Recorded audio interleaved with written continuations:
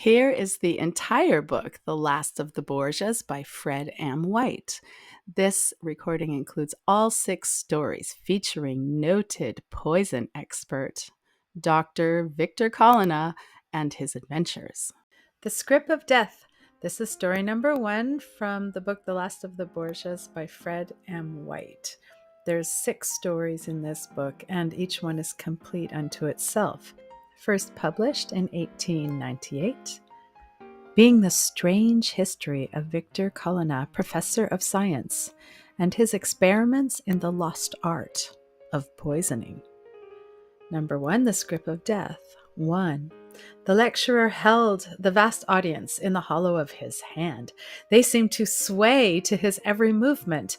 Those men of science, learned and polyglot, gathered from all parts of the world to hear Dr. Victor Colonna.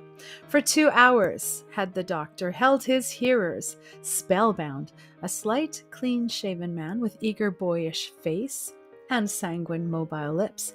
He looked like a mere youth in the presence of those graybeards, yet the hair was gray upon the temples, and there were innumerable fine lines under the flashing eyes. Not once in a generation is it given to a young man to keep the savants of the world at his feet, but Colonna was doing this, and more. The great volume with 2 silver clasps lay on the lecturing table before him. The world boasted no more wonderful or unique volume, for the precious tome at one time had belonged to Lucretia Borgia, and in it were recorded the recipes and effects of those poisons which had rendered infamous the memory of the Jezebel of her time. One experiment had followed another in rapid succession. Men who had made toxology a study from their youth up smiled at their ignorance. This volume had come down to the last of the Borgias, the only one of the family for generations who had the wit and ability to grasp its tremendous power and importance. Then Dr. Colonna closed the volume with a bang. He seemed to heighten and expand with the force of his peroration. For the present, he said, I have finished. For generations, that volume has been handed down in my family as an heirloom, a curiosity, and I am the first of my race who has dared to study it. Impelled by my devotion to science, I have sought the key. It is for you to judge as to whether or not I have found it. A prolonged burst of cheering followed this statement. You are kind enough to say I have, Colonna proceeded. I might have kept these remarkable discoveries to myself. Indeed, it may have been better for the world in general had I done so. But the mistress who sways us so imperatively to her will bade me speak. And what I have shown you tonight, a score or more of poisons which were undreamt of yesterday, poisons strange and mysterious in their action. Mandragora which strike down and leave no trace behind. Need I destroy a nation? I can do so. Have I an enemy I desire to remove? I can sweep him away without the fear of detection. I can administer a bane that lies harmless in the system until the flesh becomes in contact with another irritant months after and the victim dies. So much for our boasted knowledge, so much for the darkness of the Middle Ages. And I am going further still. I say some of the crimes of Brinvilliers were justifiable. I say that under certain circumstances, some crimes are justifiable still. Would I use my knowledge to sweep a villain from my path? No, for I have too much confidence in myself. Would I use the precious knowledge I possess to save the poor and suffering, to free Europe from the blister and ban of Turkish rule, for example? I am not prepared to say. As Colonna concluded, a great shout went up from the assembled crowd. They surged out of the building to the back of the hall, prepared to give the lecturer a hearty cheer. But already Colonna had departed. It was barely 11 when he reached his chambers. Those rooms in Bennett Street were plainly furnished and betrayed nothing of a scientific nature, for Colonna had his workshops elsewhere. An elderly servant came up, bearing a tray on which was a bowl of bread and milk. We are going to bed, sir, she said. Do you require anything more? No, Colonna replied, only do not fasten the front door. I may take a fancy to go out, or a friend may come in yet. I will see to it. The simple supper dispatched, Colonna flung himself into a chair and proceeded to light a cigarette. Ere he was finished, the ringing of the front doorbell aroused him from his reverie. Colonna slipped down quietly and opened the door. The tall figure of a woman, cloaked and veiled, stood there. "You are Dr. Colonna," the lady said. "Can I see you at once and alone?" There was a ring of power and command in the fluent voice. With no expressed feeling of surprise, Colonna signified that the speaker could precede him. She did so with a firm and determined step. Colonna closed his sitting-room door and turned up the gas fully. Standing in the full glare, the visitor swept away her cloak and hood with superb gesture. She was past the first bloom of youth, dark and wonderfully beautiful. Her air was queenly and commanding. With very little effort of imagination, Colonna could picture her with an imperial diadem on those ivory brows. Nathless, there was a wild, despairing look in the fine eyes. The full red lips drooped. "I am Ellen Longwater, wife of the Master of Longwater," she said abruptly. Colonna bowed. The statement sounded wild and bizarre enough for a comic opera, but the doctor evinced no surprise. "I have heard of you," he said. "What can I do for you?" "Much," came the passionate reply. "2 hours ago I was plunged in despair. To distract my thoughts, I went to hear you lecture. Need I tell you how completely you carried me away? And in your concluding remarks, I saw a gleam of hope. You said you would not be prepared to hesitate where a people rightly struggling to be free were concerned. We are the people struggling to be free. A hair will turn the balance either way. Remove one man, and the happiness of a great family is assured. Will you do this for me? You want me to use my knowledge to murder someone? I will be perfectly frank with you. I do." As if this were the most natural request in the world, Ellen Longwater dropped into a chair and folded her hands. Nobody would have guessed how painfully every nerve of her body was thrilling. "Truly, a remarkable request," Colonna replied with a remarkable allurement. "But why should I place myself so unreservedly in your power? I have only to hold up my little finger, and the man is obliterated. And then, what is to prevent you using your hold to ask for more?" "Oh, I have thought of all that," the listener responded rapidly. "I am prepared to sign a document which you will draw up, fully implicating myself. You may regard me as a madwoman. To all practical purposes, I am. It makes me mad to see our ancient family, our prestige and money and influence in the throttling grasp of a scoundrel. Unless something is done, Count Henri Felspar will destroy us." "Oh, then Felspar is to be my victim?" Yes, you speak as if you knew him." "By repute, I know him well indeed," Colonna replied. "Felspar is a man of science like myself. He enjoys a high reputation."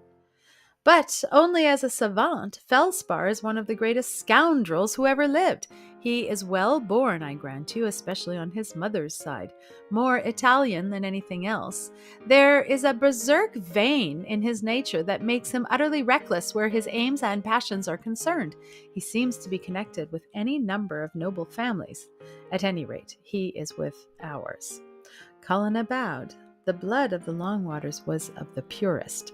The master of that ilk could not have exchanged his title and his Scottish roots for an imperial diadem and a province to boot.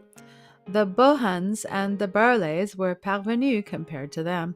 More than once had the Longwater sang azul mingled with his purple stream of Stuart and Tudor.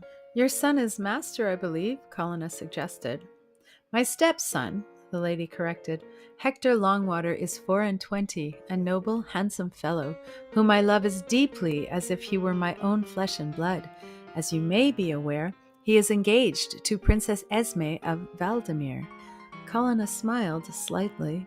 "We are evidently coming to a point," he said. "I have had the pleasure of seeing the princess. She is wonderfully beautiful, and if report speaks truly, as intellectual as she is lovely. Your stepson is fortunate." So it would seem, Ellen Longwater replied. The Longwaters were rich before the late master married myself and my fortune.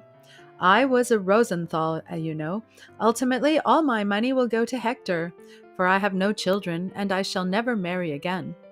The Valdemir family are poor? Poor as they are distinguished, which is saying a great deal. Some day Princess Esme will be ruler of Valdemir. Her son and Hector's will govern the little kingdom, and with our fortune who knows what may happen.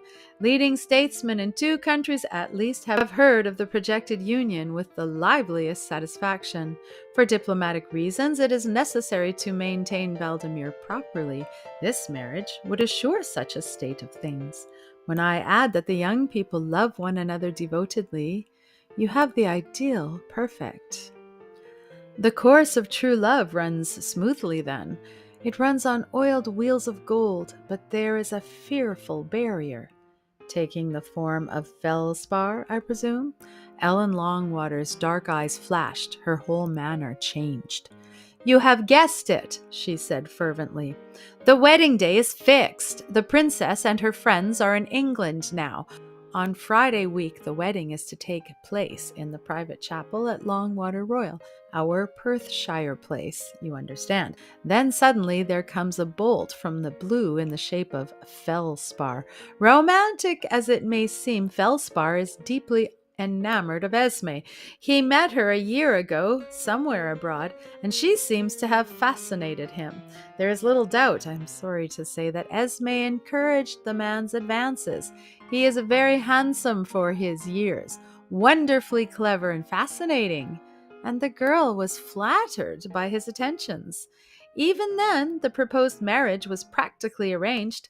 When Feldspar heard what had happened, he was almost beside himself. From time to time, he has hinted that he could wreck us all if he chose, and unfortunately, he is in a position to do so. Oh, the diabolical scoundrel! Feldspar is all you say, Colonna replied quietly. By a strange coincidence, I happen to know 1 or 2 things about him, which I should not care to confide to you. A clever man, a great chemist, he has most extravagant tastes and does not hesitate as to the means of gratifying them. 1 clear case, at least, of blackmail. He is attempting to blackmail me now. Ah, cried Colonna, I thought we should come to that. A large amount? 500,000 of money, and he will take no less. Not if he has demanded that sum, Colonna murmured. The question is he in a position to force your hand? If I am to take this matter up, there must be no half-confidences. I came prepared to tell you everything, Ellen Longwater cried. I told you that Feldspar was connected with my late husband. Indeed, they were great friends at one time. In those days, the master was deeply impressed with certain philosophical social ideas. Unfortunately, he had nobody to control him then, and he plunged into the act of folly which now threatens us all with ruin. He married a beautiful daughter of the soil. She left him in 3 months and fled to America. She could not stand the new life. It frightened her and crushed her down. When news came of her death, the master married again, Hector's mother this time. And now, it turns out that the first wife actually died on the very day Hector was born. This being so, Hector is no more master of Longwater than yourself, and Feldspar can prove this by documentary evidence. Need I say more? You need not, Colonna said gravely. Knowing the man, the sum demanded is the price of Feldspar's silence. He has waited till the psychological moment. Has he not? But Feldspar is not to be trusted. He would take the money and then betray the secret after. Indeed, I know he intends to do so. He has invited himself to the wedding, and at the breakfast he fully intends to explode the mine. A young protégé of mine, Feldspar's secretary, has gleaned something of this, and he has communicated with me. Of course, he has no idea of the real truth. Dr. Colonna, you see the desperate condition of affairs. Are we to go down, ruined and disgraced, or is this human tiger to be slain? Do not answer lightly. Colonna pondered for some time in silence. Then he looked up with a slight smile. "I will fire the bullet," he said. "I will rid the world of this reptile. If ever the end justified the means, it does so here, but you must sign that paper." "I will sign anything you like to ask for." The preparation of the document in question took some time, but finally it was accomplished. Then Ellen Longwater dashed her signature at the foot. Her eyes gleamed with the fire of great resolution. "What more?" she demanded. "In the first place, you will do exactly as I tell you. Have no fear of the consequences, for, assuredly, I shall not fail. Tonight you will write to Felspar telling him that you utterly repudiate his offer, and bidding him to do his worst. I presume you would have no objection to my being one of the wedding guests? Your presence would be the greatest comfort and support to me. Then I will come. I can see my way to a dramatic curtain. I see your nerves are of the stoutest, and you will need them." Ellen Longwater smiled somewhat scornfully. "You may make your mind easy on that score," she said. "Good," said Colonna. "Now, tell me something of Felspar's habits. Where, for instance, is he staying at the present time?" "That can easily be answered," said the fair conspirator eagerly. "So distinguished a savant as Count Felspar seldom has meals in the temporary quarters he occupies. There is a deal of his pride that apes humility about the Count. When he is short of money, he affects quite humble lodgings for himself, with a room at the top of the house for his secretary." "Study and dining room all in one, I presume?" "Quite so. Can I do anything further?" "For the present, nothing," Colonna replied. "The rest must be all left in my hands. Let this secretary, Antonio Ferra, know when I am coming. I can easily allay any of his suspicions by my zeal for yourself." Ellen Longwater rose from her seat and extended her hand. "How can I thank you sufficiently?" she said in trembling tones. "It was an act of madness to come here, but I was beside myself, and if failure should crown the attempt you are about to make—" "Have no fear," Colonna said curtly. "I never fail. Let me hear when to call upon Farah and the hour, and as for the rest, go about your usual vocations as if nothing has happened. Good night, and sleep in peace." For 2 days, nothing came to Colonna. Then the afternoon's post brought him a card on which were inscribed simply the words, "Tonight at 8, 17 Water Street." Colonna dropped the card carefully into the heat of the fire. A little time later, he opened an iron safe in the wall and took from it the tiny blue wafer, which he placed in a pillbox together with a minute phial containing some grains of gray powder. Apparently, this completed the simple preparation for what might tend to avert a social catastrophe. Then, quietly and reflectively, he idled to Water Street. Here he discarded the cigarette he was smoking and knocked. Presently the door was opened by a young man with a dark face and a Van Dyck beard. "I am seeking Signor Antonio Ferra," Colonna said tentatively. The man in the doorway smiled. "I am he whom you seek," he said, "and as a friend you are welcome. Will you please to come in, Dr. Colonna?" 2. The Count's sitting room in Water Street was exceedingly simple, the furniture being of the usual lodging-house type. Between the windows stood a writing desk. Opposite the door was a flimsy-looking chiffonnier. "I am quite alone till tomorrow," Farah volunteered.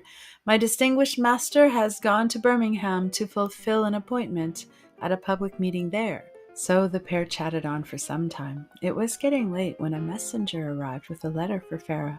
He frowned slightly as he read it. Colonna appeared to take no heed, though he knew perfectly well what the contents of the letter were. The thing had been carefully planned between Ellen Longwater and himself to get Farah out of the way for a time. "I am afraid I shall have to leave you for half an hour," said the latter, "but I am loath to part with you, doctor, if you care to remain until I return." "With pleasure," Colonna responded. "I should like to finish our argument, and in your absence I can think out new points." Farah departed hastily, leaving Colonna apparently buried in thought, deep in a comfortable armchair. No sooner was the latter left alone than he sprang to his feet, alert and vigorous, taking a bunch of keys from his pocket. He tried several on the flimsy sideboard until at length One turned in the lock. There was little inside to attract Colonna's attention beyond some bottles and a few papers of no particular interest. But in one corner was a flat desk which seemed to arouse his curiosity. "The papers I want are there," he muttered. "Felspar is a man of original ideas. Another person would have hidden them in a safe. No spy would waste his time on that wooden desk. As I am not a mere spy, I shall." To open the desk was more difficult a matter than the chiffonnier. A few papers were there. With a flashing gleam in his eyes, Colonna pounced upon the very thing he required. Felspar had made no idle boast. Here was the letter which meant Hector Longwater's social destruction. And here also was the statement Felspar evidently intended to hurl at the wedding guests on that fateful Friday. Colonna perused the closely written pages rapidly. It was exactly as Ellen Longwater feared. The discourse was artfully arranged to create a profound sensation. Without warning, the blow would fall. First came some well-chosen happy phrases appropriate to the occasion, and then... But Colonna had neither time nor inclination to go into this. "The stars in their courses fight upon our side," he murmured. "Felspar will read no page after his graceful compliments to the happy pair. When he has finished that, he will have to turn over. I will take the liberty of blotting out the few damning words that remain ere a turn of leaf is required. As this document has evidently been revised, I shall be perfectly safe." Taking up a pen, Colonna scored out a dozen lines. Then, turning to the blue wafer, he crumbled it, and resuming his gloves, rubbed it over the opened manuscript vigorously. Apparently satisfied, the speech was replaced in the desk, and the remains of the wafer were carefully dropped into the hearth of the fire, followed by the gloves Colonna was wearing. "Longwater is saved," Colonna went on. "It was a happy thought of mine to look for the documentary evidence in that desk. But luck is ever for the audacious. How Shakespeare would have revelled in the dramatic scene which is to come." When Pharaoh returned at length, he found Colonna still half buried in the cavernous armchair and apparently lost in reflection. Then they plunged once more into an animated debate which lasted far into the night. Finally, Colonna rose to go. "You ought to meet the Count," said Pharaoh. "No doubt we shall soon," Colonna replied, somewhat dryly. "In any case, I propose to do myself the pleasure of meeting him in Scotland on Friday." It was not until the Thursday night that Colonna saw Ellen Longwater again. A brilliant company had gathered at the Longwater Royal. Dinner was well advanced before Colonna entered the great banqueting hall. Felspar had not yet arrived. Once the function was over, Ellen Longwater approached Colonna. "I have heard nothing," she said. "Don't tell me you have failed." "Madam, I do not fail," was the cold reply. "I found your information correct in every detail." "But the time is so short, a few hours more, and Count Felspar's denunciation goes out to the whole world to hear." "I know it. I could have set the clock back had I liked." "Then why in the name of all one holds dear did you not do so?" "Because I have a better plan," said Colonna, "and I have purposely refrained from doing so. You defied Felspar, as I asked?" "Your instructions were carried out to the letter. He replied that I should regret my decision all my lifetime. He told me plainly when and how he means to bring about the catastrophe. He will propose the health of the bride and... but I dare not allow my mind to dwell upon it." "He shall propose the health of the bride," Colonna said grimly. "He shall pay a glowing tribute to the groom and maiden, and there he shall cease. I am ready for him, fatally ready. Do you know I have had that letter in my hand?" "In your hand? And you did not destroy it?" "For what purpose? The loss would only have aroused Felspar's suspicions, and he would have easily procured fresh evidence. It is the man we want to destroy, and so destroy that, in the moment of dissolution, those proofs fall into our hands. Now listen to me and see that you follow me implicitly. Felspar is to be allowed to start his speech. You are to be on one side of him, and myself, if it can be so arranged, on the other. Then you are to procure for me and leave me in my room one of the bottles of champagne which is intended for consumption tomorrow. The bottle will be returned to you, and you are to see that it is placed so that you and Felspar partake of it. You must have no fear. It won't hurt us. That is all you have to do. And when tomorrow you hear the word 11 from my lips, watch me carefully." "You have no more to say?" "Positively nothing. And now I'm going to felicitate the bride." All that time Colonna had not quite finished. When he retired to his room that night, he found the bottle of champagne ready for him.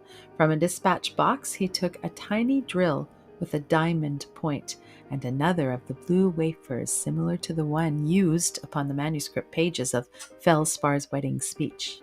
And subsequent remarkable revelation. In the bottom of the bottle, Colonna drilled a minute hole and pressed a portion of the wafer into the receptacle. A dot of sealing wax laid on. This completed these apparently simple preparations. "The rest lies with Ellen Longwater," Colonna murmured. "If she carries out her instructions faithfully, Felspar is not likely to trouble her again." With which remark Colonna turned into bed, and in a few minutes had fallen into a peaceful and untroubled sleep. 3. A brilliant and distinguished crowd had gathered in Longwater Royal Banqueting Hall to pay a tribute to the popularity of the happy pair. There were practically no ordinary folk there beyond a pressman or two who had a hint to be present, but none the less the assembly was a social and representative one. Count Felspar, a noble and handsome figure in immaculate dress, was quite a center of attraction. Some there were who declared that his mouth was shifty and his eyes a little too close together. But what great man is there who has no enemies? The magnificent pageant proceeded. With his own hands, Felspar filled his glass from the bottle placed somewhat prominently before him and gulped the flowing nectar down.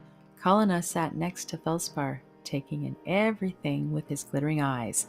He saw the Count place the crystal chalice of rare wine to his lips, and a smile like summer lightning played about his face. For some time the somewhat prosy orations went on, but at length a subdued thrill of expectancy passed through the assembly. A hush fell upon the guests as they looked eagerly to the side of the table where Felspar sat. He was to propose the toast of the day, and the Count had a pretty gift of public speaking.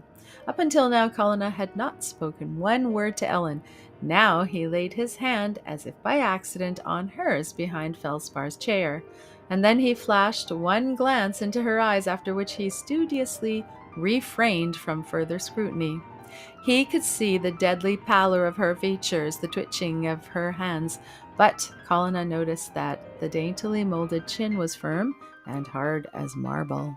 The speech of the day commenced. It contained no brilliant flight of oratory, a thing hardly to be expected in a bridal discourse, but there were plenty of pithy points, delicate fancy, and playful humor. Some of the listeners wondered what those papers were in Felspar's hand. If they had only known. "The time is at hand," Colonna whispered. "Be prepared." Ellen Longwater bent her head ever so slightly. She was listening with all her soul to the praise conveyed as if flowing spontaneously from the speaker, of the virtues of the happy, happy pair. If Felspar stopped there, if he spoke no more, the cloud that threatened the happiness of the great family was gone forever. Then Felspar paused as if breathless, a fine dramatic pause. "That is the picture," he said suavely, "and who shall say it is not a glorious—" 11 came from Colonna's lips. 11. Amused and interested, the audience waited. But no further words came. The sound of a long fluttering sigh echoed through the hall. Close to Colonna and his ally was the crash of a falling body. Colonna was the first to recover himself. With one bound, he was by the stricken man, putting all opposition aside. "Fetch a doctor!" he cried. "The Count is dying!" Colonna's voice rang loud and clear. In such an ultra-fashionable gathering, there was no difficulty in procuring medical aid. 2 doctors were quickly on the spot, but one glance was sufficient. The physicians were quite unanimous in their verdict. Sudden failure of the heart's action was the cause of death. There was even no occasion for an inquest. Are you satisfied? Colonna whispered. Ellen Longwater shuddered from head to foot. For my family, she murmured, for Hector, we are saved, and I shall be the most miserable woman on earth to the day of my death. Before you leave, you must come and tell me how this vile thing was done. The speaker turned away and plunged into the frightened crowd. Colonna followed her with a curious speculation in his eye. How like a woman, he murmured. Strange creature. Bad as she feels now, she would do the same thing tomorrow, and she will be another woman when I see her this evening. Colonna was correct as usual. Curiosity had overcome terror for the time at least. I am dying to know how it was done, said the pallid speaker. Colonna explained it fully. The point is this, he said. The poison was taken internally from the drugged bottle of wine. You yourself actually drank that poison, and yet, until the chain is completed, it is quite harmless. The blue wafer charged the wine. The blue wafer also was rubbed on Felspar's discourse.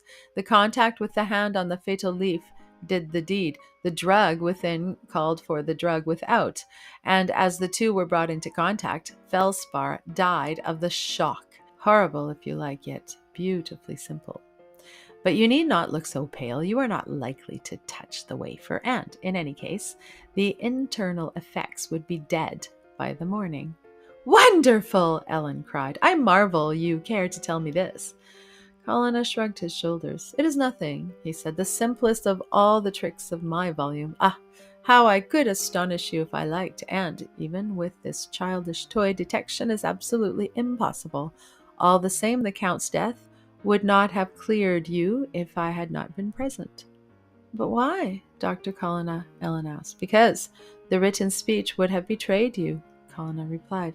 That is why I was the first at the Count's side. I crammed those papers in my pocket. There they are. What shall I do with them? Burn them at once, Ellen Longwater said promptly. The red heart of the fire ate into the winged words. Then, as they faded away to dust and ashes, Ellen rose and pointed to the door. You have saved our honor, she said, and from my heart I thank you. And now go, Dr. Colonna. It is my one prayer that you and I may never meet each other face to face again. The end.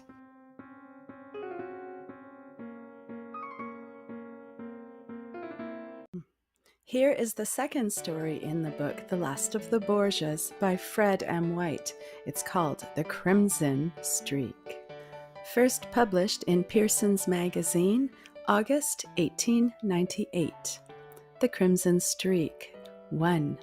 The great painter stood out from the rest of his guests like a flash of sunlight on the dense blackness of a pine forest. He had ever been a man whose rod shallows all the rest. A placid smile played upon the clean-shaven, sensitive mouth. Prince of painters and courtiers alike, Lord Falconridge was a personage. He was an onyx pillar supporting the cerulean canopy of society. Falconridge's conviction that he himself was an institution gave an added charm to his fascinating personality. No god can nod more charmingly than Jupiter, and here was the Jove of modern painters, gifted, imaginative, with a pencil that drew and fascinated immensely withal.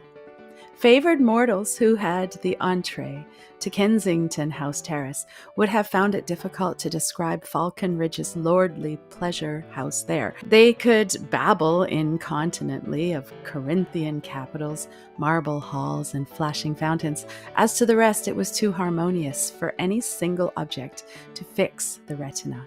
Visitors carried away with them a pleased memory of marble and an atmosphere of scarlet, toned with the tender greens of palms and lemon trees.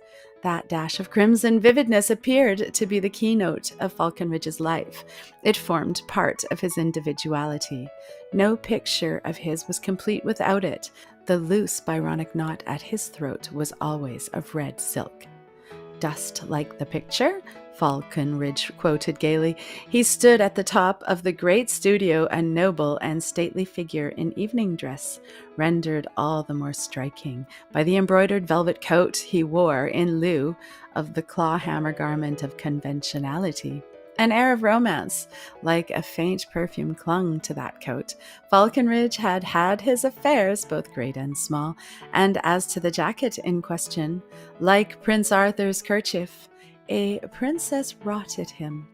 The rest of the story matters little, but the coat was so well known as a certain statesman's orchid. No one replied to the host's question for a moment. They were critical, these people standing there contemplating the glowing canvas from which Falconridge had drawn back the black curtains. In fact, they had come on purpose to see the picture. This curiosity might well be pardoned. The painting in question was like to become historic. Certainly, Falconridge had never done anything finer. The 60th year of Her Most Gracious Majesty's reign seemed to have fused his genius there. The picture was at the same time a memento of the most glorious reign in history and the crowning work of the painter's career. A subdued triumph illuminated his face. As to the picture, it was naturally an allegory. Peace with flaming sword rose out of the west and chased the powers of ignorance and darkness before her. The imagery, the boldness, and the delicacy of imagination matter little. Falconridge could see the answer to his question depicted upon the features of his guests. "I should like to know what Gabriel has to say," he observed. Gabriel, the leading art critic of his time, stepped forward. He spoke slowly. "To reply offhand would be foolish," he said. "You can't really judge a man by first impressions, to say nothing of a picture. I must come again and make the acquaintance of your latest creation at my leisure, Falconridge. There is something in it that I recognize as a new note in your work, and one striking particularity." "I am going to learn something," Falconridge said with charming egotism. "What is it?" "There is absolutely no crimson in your picture. For once the scarlet streak is missing." One of the black curtains fell like a pall from the artist's slim fingers. His face underwent a swift and terrible change. The lips were gray as ashes. He swayed like a poplar in the wind. Then the storm faded, and he was himself again. "A passing faintness," he murmured. "The heat of the room. No, I am all right now." Back from the group gathered anxiously around Falconridge stood Victor Colonna. The atmosphere of the studio struck him as being delightfully cool and fresh. Obviously, Falconridge must have been out of sorts to tender an excuse like that. Why, then, had Gabriel's discovery affected him so strangely? "Sir, did you notice that? Did you see?" There was a painful ring in the speaker's tones. The hand laid upon Colonna's arms crushed unconsciously into the muscles like hooks of steel. Colonna turned to the speaker, a young man with an eager, intelligent face, which seemed to suggest a close acquaintance with trouble and care. "I saw something that surprised me, certainly," Colonna replied guardedly. "And you?" "I have seen the devil. How good he is to look upon." The words came thrilling with the passion of despair. A sane man, suddenly conscious of the taint of homicidal mania, could have expressed great mental anguish no more terribly or realistically than the speaker. Before Colonna could recover from his surprise, the other had turned and plunged into the crowd. Colonna followed at a respectful distance. His curiosity was piqued. On one side of the studio stood a bower of ferns, behind which a dimly shaded red lamp cast a pallid ray on a tinkling fountain. Here Colonna could watch. Presently he saw Falconridge dexterously detach himself from his guests and come leisurely in his direction. Then Falconridge shot behind the screen of ferns. Colonna would have betrayed himself but for the strange, the guilty look on Falconridge's face.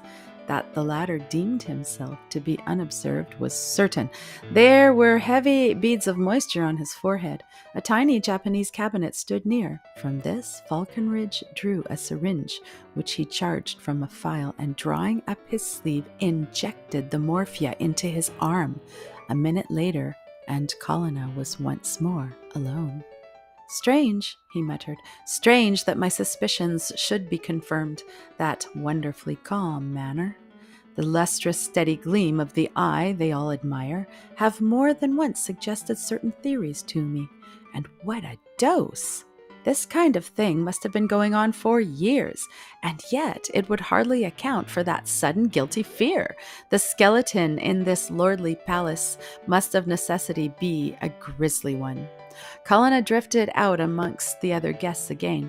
By this time they were scattered into groups. A violet trail of cigarette smoke drifted on the air. A pair of footmen passed along under a clinking load of crystal and old silver. An aged savant looked up from under a pair of penthouse brows as Colonna passed and signaled him to his side. "Sit down," he said. "I have something to say to you." "And I have something to say to you, Paget. I have made a discovery." "Ah, we are both thinking of the same thing. You know what is wrong with Falconridge?" "My dear friend, I have just seen a dose of the morphia injected. I have had my suspicions for some little time. Is there insanity in our host's family?" "You have partially hit it. I know I can trust you, Colonna. For 3 generations the curse of the Falconridge race has been dipsomania." "But our host is a staunch total abstainer." "I know it. So were his father and grandfather before him. They were all men of iron resolution, but there are times when that craving cannot be fought down. Hence the morphia. The secret has been well kept." "But it cannot possibly continue to that extent, Paget. You should have seen the dose. The creative faculty must be sapping away, and at this rate the nervous power of the draftsman must decay. And yet I never saw any work by Falconridge to compare with the picture we saw tonight." Professor Paget looked cautiously round him before he replied. "Do you feel quite sure, my friend," he whispered, "that Falconridge did paint the picture?" Colonna started. A flash of lightning seemed to reveal before his mental vision a strange truth. A clarity merged into the black darkness again. A demon such as possessed Falconridge was certain to beat him to his knees in time. The artist would cling to himself as long as possible, and this picture had been talked about and promised for a year or more, though none knew but vaguely what it was likely to be. For Falconridge to have failed in that endeavor were to stand in a white sheet and proclaim chaos.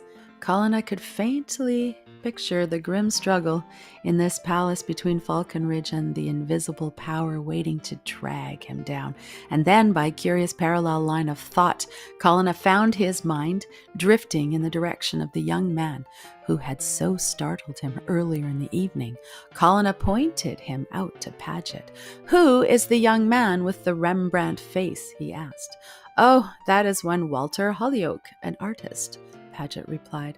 "A man of originality and ideas, they tell me.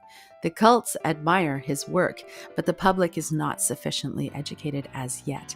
I am afraid Holyoake has a bitter struggle." Colonna pursued the conversation no further.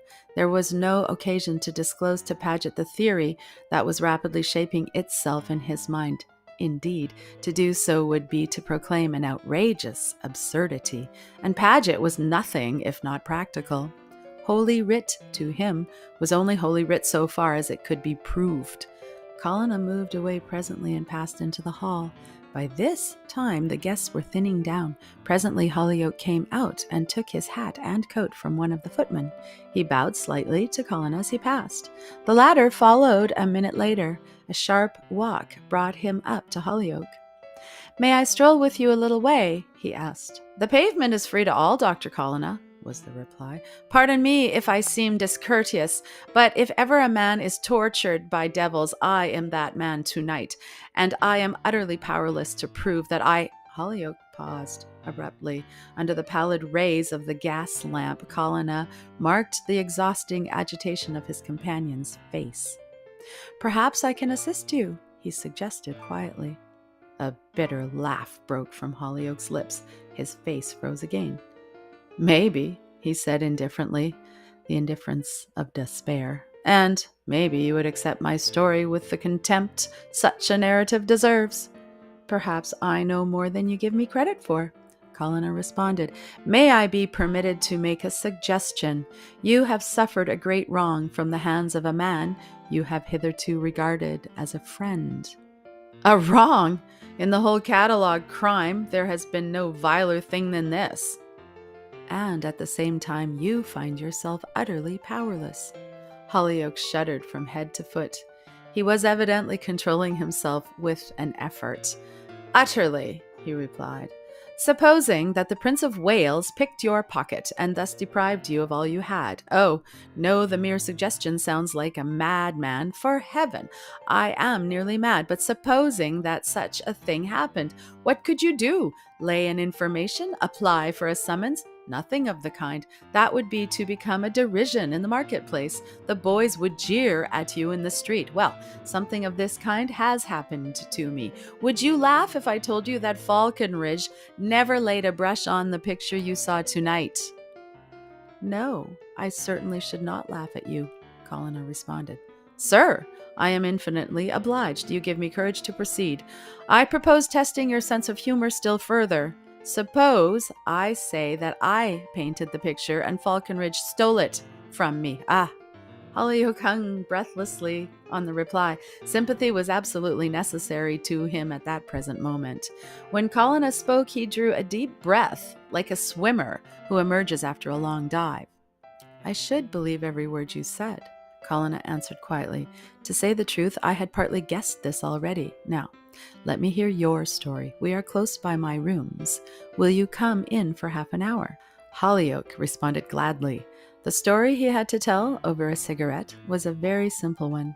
The artist was an Australian who had bitterly annoyed his practical father by giving up to art, which was obviously intended for the tinned mutton industry. There had been a quarrel and a subsequent truce upon terms. With a certain amount of money, Hollyoak was to come to London and there devote himself to art for 4 years. If successful at the end of that time, well and good. If a failure, Hollyoak was solemnly pledged to return and take up the business. It has been a struggle, Hollyoak concluded.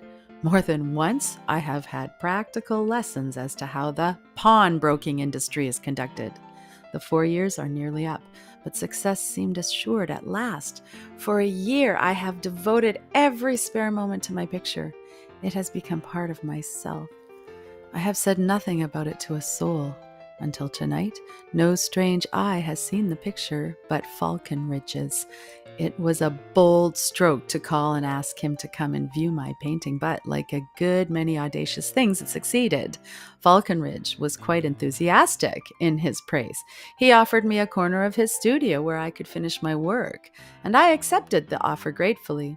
And then, tonight, he sprang that mine upon me. The colossal impudence of the whole thing was paralyzing. I stood there dazed, doubting my own sanity.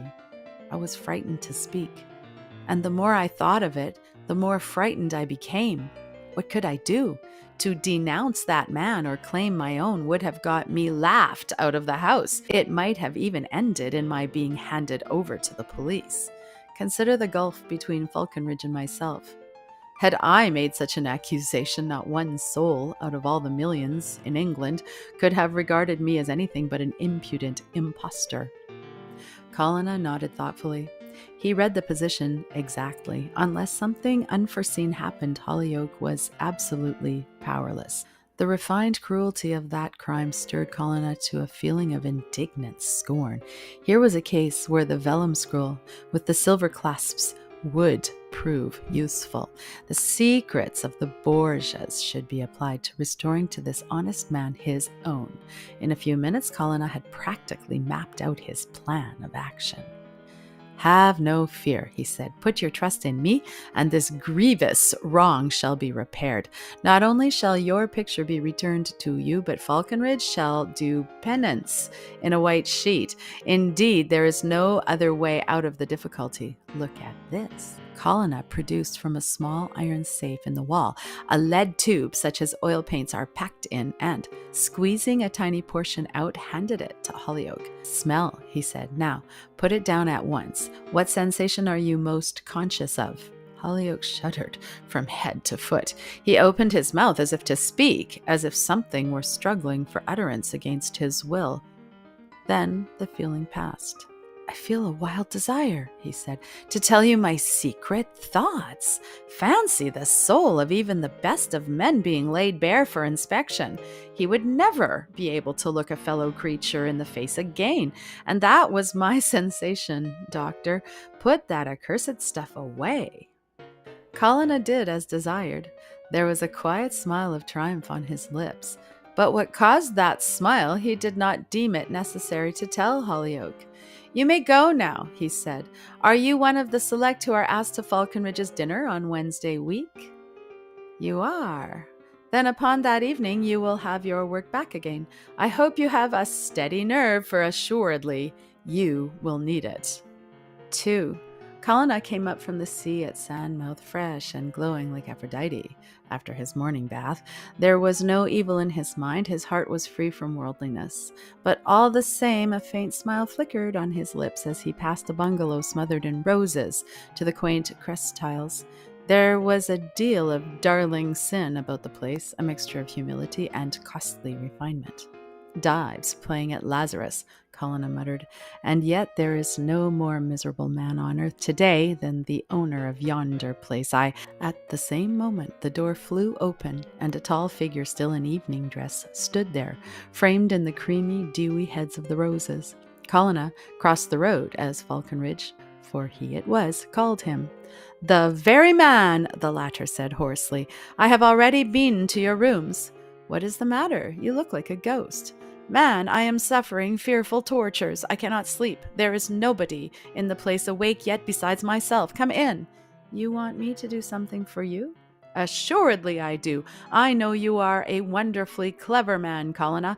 I am not likely to forget that marvelous lecture of yours. It struck me just how that you might succeed where all those Harley Street people have failed." Colonna nodded. He knew perfectly well what was the matter with Falconridge. The demons, morphia and brandy, were getting at deadly grip. Even with that grand constitution, the final struggle was not far off. "Change your coat and come round my rooms with me," Colonna suggested. "I can put you right for the present. You must be yourself for your special dinner Wednesday. Hollyoake comes down for a function today and will be my guest after Thursday." Falconridge murmured something. It was evident that the mention of Hollyoake's name had not left him unmoved. No other word escaped his lips till he found himself at length in Colonna's sitting room, facing the sea. "One moment," said the latter. "The bottle I require is in my bedroom." The speaker returned presently with a small medicine glass, half filled with some evil-looking decoction like printer's ink. With a shudder, Falconridge gulped it down. It seemed to revolt against his very soul. "What awful stuff," he said. "It's like drinking death." The nausea, however, was transient as summer lightning. The vile glare of the sufferer's eyes gave place to a clear luminosity. The bland, courtier-like tone returned. "Why can't the others do this for me?" he said. "Colonna, I am a man again, upon my word, for the first time for 3 years." "Except late in the evenings," Colonna said quietly. "What do you mean by that remark?" Falconridge demanded. "You know perfectly well what I mean. What is the use of coming down to your place here unless you leave certain evil habits behind you? So, you have penetrated my secret. Well, it matters little, for the whole world will hear of it sooner or later. The thing is hereditary, Colonna. Of my struggles against it, I shall say nothing. Still, I have had everything the world can give me. I have painted a great picture but truth says the picture is not quite finished, and that you have brought it down here to put that crowning touch." Falconridge nodded somewhat gloomily. "Correct," he said. "There is a touch, too, I cannot quite get to my mind, but I hope to finish it by Wednesday, and my dinner that night will be as the launching of a ship. The thing sounds very absurd, but I cannot get my crimson streak right. I'd give £1,000 for one brushful of the real Titian brown red. And suppose I could supply it? Colonna asked. I hold the secrets of bygone generations, you know, and the Borgias were ever patrons of the arts. Falconridge looked up bright and eager as a schoolboy. If you only could, he exclaimed. I want red with a tenderness in it.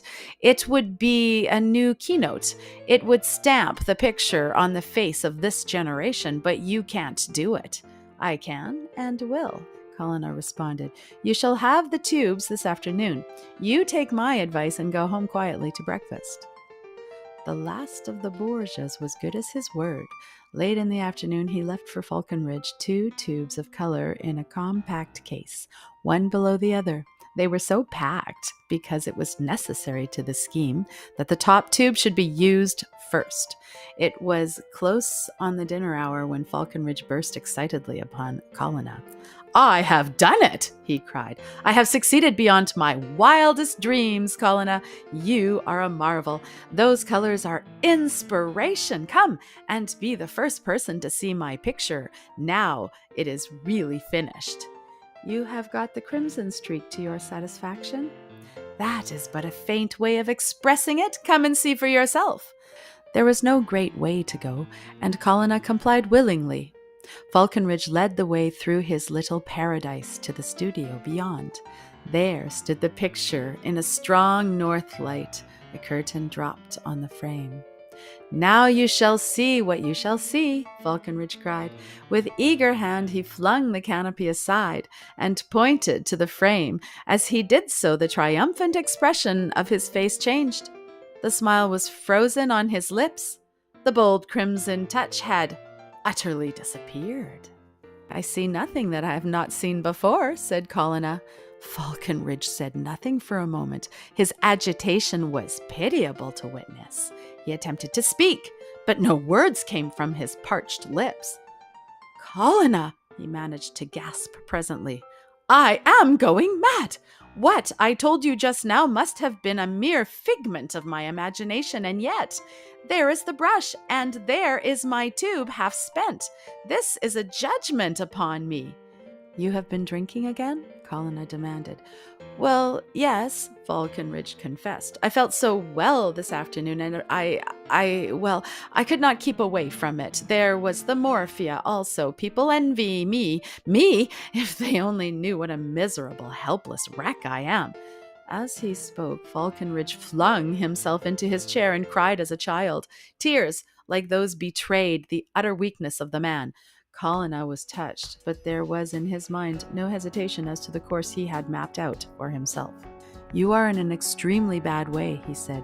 These delusions, coming like this upon complete prostration, point to a very grave state of things. Doubtless you used that pigment elsewhere and imagined that you had finished the picture. If you will take my advice, you will keep away from the studio till after Wednesday and see as much cheerful society as possible in the meantime. Otherwise, you may find yourself completing your picture in a manner other people would call mutilation. Come, let me turn you out of here and take the key with me. Falconridge raised no objection to this somewhat arbitrary suggestion. Colonna left him in the conservatory, moodily plucking the red heart out of a rose. 1,000 pities, Colonna mused. 1,000 pities. But nothing can save that man now, and I might as well see this wrong righted. What a state his nerves must be in to allow me to fool him with that transparent juggling. As Colonna entered his sitting room, Hollyoake rose to greet him. I am here, you see, he said eagerly. How are you progressing? The reeling out of the line leaves nothing to be desired, said Colonna with sardonic gravity. I am slowly plucking the life out of a great soul. Make no mistake about that, Hollyoake. Falconridge has fallen. He has succumbed after years of strife with an enemy that would have torn your heart out in a month. You will never be such a man as that. Still, justice is going to be done. You feel sanguine for success, Doctor? Success is as certain as that you are standing there before me. If you will listen, I will tell you what has been done already. Hollyoake listened eagerly enough, but it was plain to see that he was puzzled. I must confess that I quite fail to understand, he said. Do you think that Falconridge really tampered with my picture? I am absolutely certain of the fact, Colonna replied. You are still utterly bewildered. If he had done so, the Titian red would be there. How the thing was done must be my secret for the present. But I will explain it all in good time. As I have the key of the studio in my pocket, Falconridge is not likely to touch your picture again till the night of the dinner. I shall see that he is all right for that occasion, and after dinner the crowning stroke will be given. The success or failure depends upon one simple act of audacity of yours, if you have the courage. Courage! When my whole ambition, my absurded future is at stake? Good, Colonna exclaimed. I like to hear you talk in this fashion. What you have to do is extremely simple. When I give you the sign, act. Certainly, if you will tell me what I have to do. Colonna gave certain short and vigorous directions. It was evident that Holyoake grasped them. It was equally evident that he fully intended to act upon them. But his astonishment was none the less great, for surely conditions so wild and extravagant were never laid upon a man before. It is like being in league with the devil, he said. Colonna smiled grimly. He appreciated the compliment to his powers. Then, mind you act the part of Faust well, he said, and without any of the vacillation displayed by that individual. Holyoake rose and grasped his companion by the hand. A great light of resolution flashed like blue steel in his eyes. I am fighting for my child, he said. You will not find me wanting. 3. Shaded candles cast pools of light on the damask sea. Here and there a decanter stood like a ruddy glow of a beacon. Pyramids of fruit made a refreshing spot for the eye to dwell upon. Artistic oases rifled of their sweetness. Dinner was a thing of the past, and already the diaphanous blue of tobacco floated over the table. At the head of it, Falconridge lounged gracefully. Never had he been in better form, but how the transformation was brought about only he and Colonna knew. Holyoake, restless by the doctor's side, regarded his host carefully. I did not expect to see him quite thus, he said. No, Colonna smiled. He looks like an antagonist worthy of good steel now. You should have seen him this afternoon, but have no fear. The cordial administered by me will soon lose its effect. Indeed, it has done so now, but you may have noticed the amount of champagne consumed by our host. Patience, my friend. Holyoake had not long to wait. Soon the conversation drifted round to art, and the picture cropped up again. Tonight was to see the last touch laid on, and the morrow would transfer the glowing canvas to London, where it was destined to become the cynosure of countless admiring eyes. Most of the guests were in the studio by this time. Falconridge's palette and a half-spent tube of the Titian red lay close at hand. The artist smiled as he turned back his cuffs and took up a brush, and yet Colonna could see that his hands trembled strangely. Would the occasion be successful, or would that transient color fade as before? Still, it was no time for hesitation. Falconridge nerved himself for the effort. He squeezed a little of the moist pigment out on his palette, and as he did so, Colonna stepped forward and laid a detaining hand upon his arm. That rare color is cheap enough to me, he said. An occasion like this is worthy of a fresh tube. You'll find the second one in a case a little better than the first. Would you oblige me by trying it? Falconridge complied with one of his most courtly smiles. It will be a fitting crown to the work, he said. Colonna turned and favored Holyoake with a significant glance. The latter came forward, pale, but grimly determined to carry out the instructions Colonna had given him. It seems to me, he said quietly, that the work could be in no better hand than mine. There was a note of challenge in the tones. Falconridge accepted it promptly. A feeling of deadly sickness came over him, yet he braced himself to the fray. Surely he had strength and resolution to bear this fellow down. I hardly understand, he said with a smile. Your jest is a little out of place, Holyoake, even if it is an after-dinner quip. Still, if you feel equal to the task. Holyoake took the proffered brush and palette amidst angry murmurs. With the pencil well charged, he advanced to Falconridge and, with a quick, nervous touch, branded him across the forehead with the red legend, Liar! effect of this monstrous insult may be imagined. Falconridge stood there, white to the lips and trembling with ague. In a glass opposite, he could see the crimson brand sear like letters of flame on the white flesh. "Stand back," Hollyoake cried. "What I have painted there is true. This picture is mine. I painted it, and Falconridge stole it from me. Ask him if it is not so." Every eye was turned upon Falconridge. He seemed to be fighting down some impulse. He might have been struggling with some unseen foe. He fell upon his knees, beaten there by the spiritual antagonist. His manner changed to the calmest of despair. "Hollyoake is right," he said. "He speaks the truth. What power it is that impels me to make this statement, and thus bring ruin and humiliation upon myself, I cannot tell. For 3 days now the impulse has been strong upon me, and I struggled against it with all my strength, but I can fight no longer. Some occult power seems to drag the truth from my lips. I stole the picture." A silence that could be felt followed this statement. Polite incredulity was stamped upon every face. As Falconridge noticed this, he smiled bitterly. No, he resumed. "I am not mad. Yet. That horror has still to come, and whilst I'm about it, let me make a full confession." Falconridge spoke on for some time, sparing himself nothing. He told of the disease in his blood, and how it had finally conquered. He told how he had promised this picture, and how his talent had suddenly failed him. Then he proceeded to show how temptation and opportunity together had brought about his fall. "The rest is silence," he concluded. "I shall paint no more, because I cannot, and from tonight the world will know me no longer. Clear the room, gentlemen, if you please. The door shall be locked, and the key given to Hollyoake to fetch his picture when he pleases, and believe me, my young friend, when what has happened comes to be told, your reputation will be none the worse for it." Hollyoake would have spoken, but Falconridge thrust him aside. Then he passed the stairs to his bedroom, and the door banged sullenly behind him.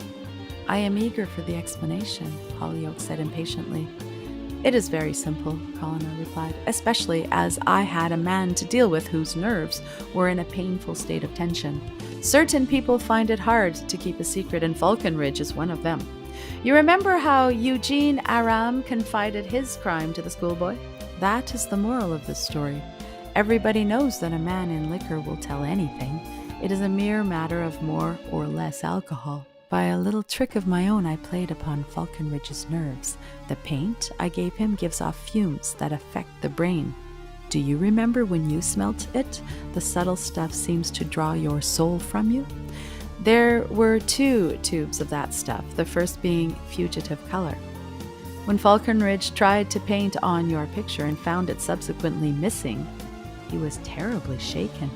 But all the time the fumes were getting into his system. And when you laid on that dramatic touch of the pencil, the poison conquered. The stuff would have forced the truth from Hercules. You saw how Falconridge struggled to throw off its effects. You might as well try to sweep back the tide with a broom." "What do you call it?" Hollyoake asked. "Essence of hypnotism," Colonna smiled, "which is quite as good a name as any other. And at any rate, that is what it is in effect, Hollyoake. I am more sorry for Falconridge than words can tell. Still, what has happened is no bad thing for you will use the body of that man as a stepping stone to fame. How often this happens in the tragedy we call, for want of a better name, life. The end."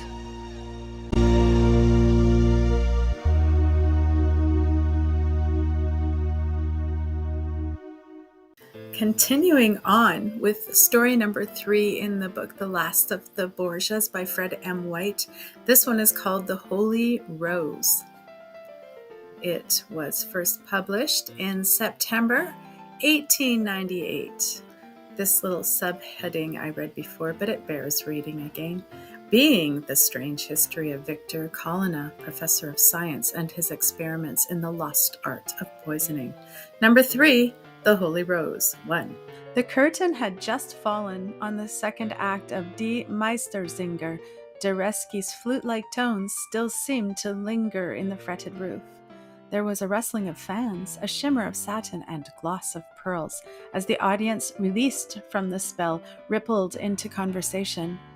Colonna lounged in his stall, contemplating the brilliant mise en scène as one does a striking picture. Then he turned to his companion, a slight little man with a restless eye and quick, vivacious manner. "Is the mouse in the trap yet?" he asked. "Oh, yes," replied the other, who was no less a personage than Sir William Wallace, the great political economist. "That is the man in the third box of the grand tier. Indeed, he looks a mere boy." Young as he looked, Baron Rosalba is nearly 40. Our cyclopean financiers arrive early nowadays. A most dangerous fellow, Colonna, a genius beyond question, with the nerve of steel and the heart of a tiger, where his personal interests are concerned. If he succeeds in his present undertaking, England is doomed. "So bad as that?" Colonna murmured. "Oh, I am not exaggerating," Wallace responded gravely. "Considered how Rosalba squeezed our working classes over the oil trust. This other affair, of which I got wind quite by accident, is a far more serious thing. If Rosalba is successful, he will control the price of grain and breadstuffs for Europe for years to come. If he liked to say the word, we should practically be deprived of bread. Consider for a moment the awful consequences of such a thing. Why, that man would be in a position to make terms with us like a conquering sovereign.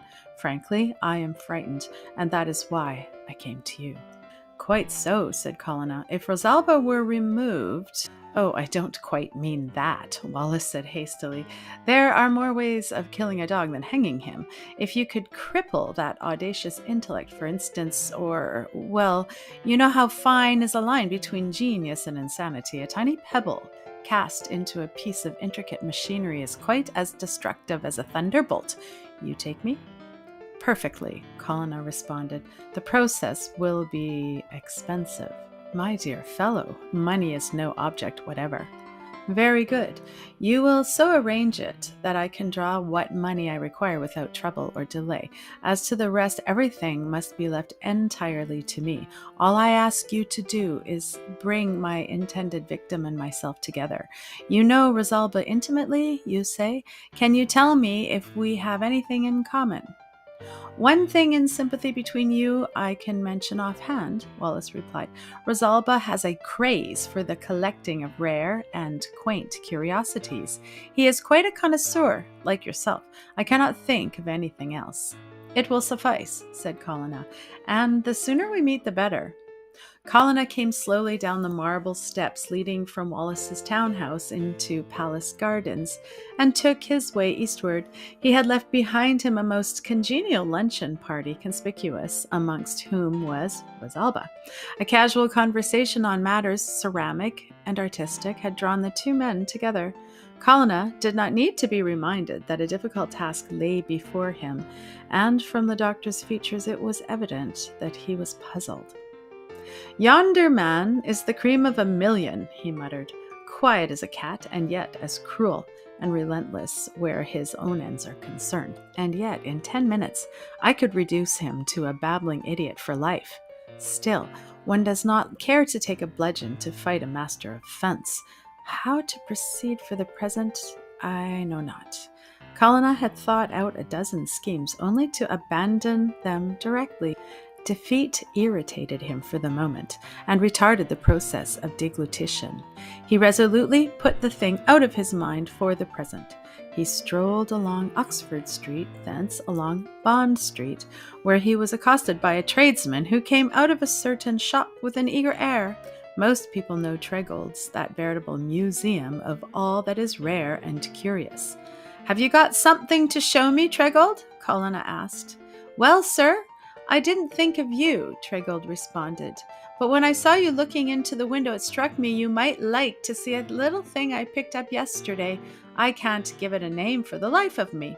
Colonna followed into the dingy shop with eagerness tempered by the caution of the collector who has grown veteran in the battle of bargains. Tregold produced from a little wash-leather bag a perfect gem in the way of silversmith's work. It was an exquisite rose with 2 sprays of leaves, the flower itself being hammered gold. Evidently the thing was of medieval design. "What do you make of it, doctor?" the dealer asked eagerly. Colonna's eyes flashed, otherwise he preserved his outward calm. "It would be difficult to say," he replied. "Symbolic, I should imagine. Only one cannot authenticate it. If I did not know where every single specimen was at this present moment, I should say one of the papal holy roses had fallen into my hands. Very likely this is a copy of the one sent by the Pope to Charles V of Spain. In that case, its value is by comparison small. I am prepared to purchase it at a price," Colonna said tentatively. "And, upon my word, I don't know what price to say. 200 guineas? Say 150. It is what you people call a pig in a poke, you know." A few minutes later, and Colonna passed out of the shop with his new treasure in his pocket. He felt the extravagant pleasure of a child with a new toy. Then he hailed a cab and was driven homeward. Once there, he laid the exquisite rose on the table and contemplated it with sparkling eyes. "What a treasure!" he exclaimed. "And how fortunate that my family volume should contain an account of this unique thing. What it would fetch properly authenticated, heaven only knows." Colonna took the curio from the table and gently pressed the head of the stem, at the same time taking care to keep his hands well free from the flower. It was well he did so, for from every petal there was darted a thin, sharp tongue of metal like a curved needle. Each needle, on close examination, proved to be hollow. Directly the pressure was taken off the stem and disappeared at once more. "No question about it," Colonna muttered. "It is the veritable thing itself, and—" Colonna dropped suddenly into a chair. The inspiration he had been seeking came to him like a blinding flash. The idea was so stupendous that it almost overpowered him for the moment. In an instant, the whole scheme in its minutest detail lay like a map of fire upon the gray tissue of the brain. Rosalba was doomed now. "The instruments are to my hand," said the potter, "every puppet in its place, and I have only to pull the strings. Carmen is more or less in my power, and in any case she would do anything for money. She shall be the dainty bait in the gilded cage, and Rosalba shall enter it with his eyes open." Then Colonna took down a medical treatise from a shelf and became engrossed in its pages until it was time to dress for dinner.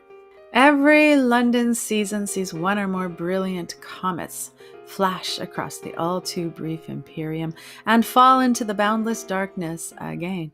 And in the present year of grace, perhaps the most coruscating meteor was Carmen Clay, a beautiful and talented actress, the wife of an American millionaire.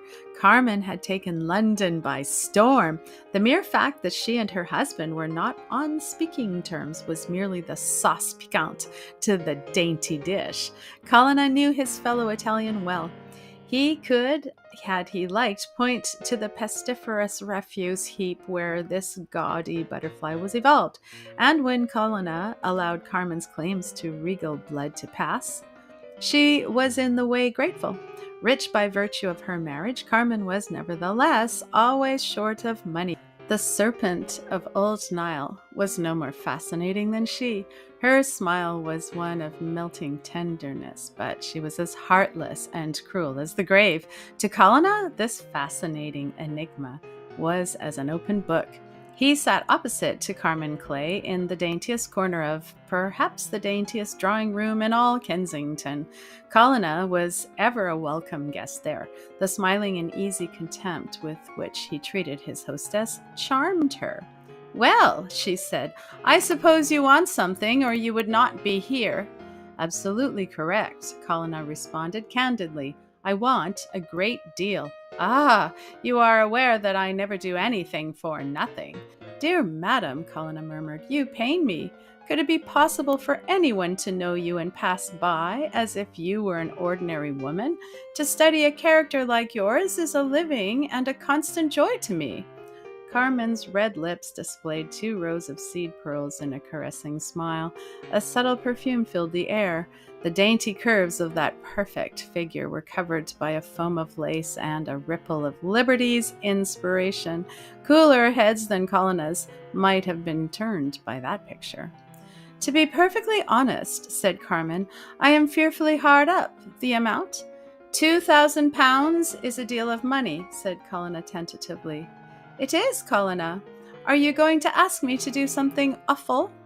"Indeed, I am not. I shall merely give you a lesson to learn and a congenial part to play. I shall pay for all the cost of stage management, and when the performance is over, you will get your check. Could anything be more simple?" "Go on. I am absolutely consumed with curiosity." "All in good time. Do you happen to have met Baron Rosalba?" "2 or 3 times lately. The Baron and myself are quite good friends." "He is a very rich man," Colonna said dryly. "You say he knows how to take care of his wealth. So much the better for my little scheme.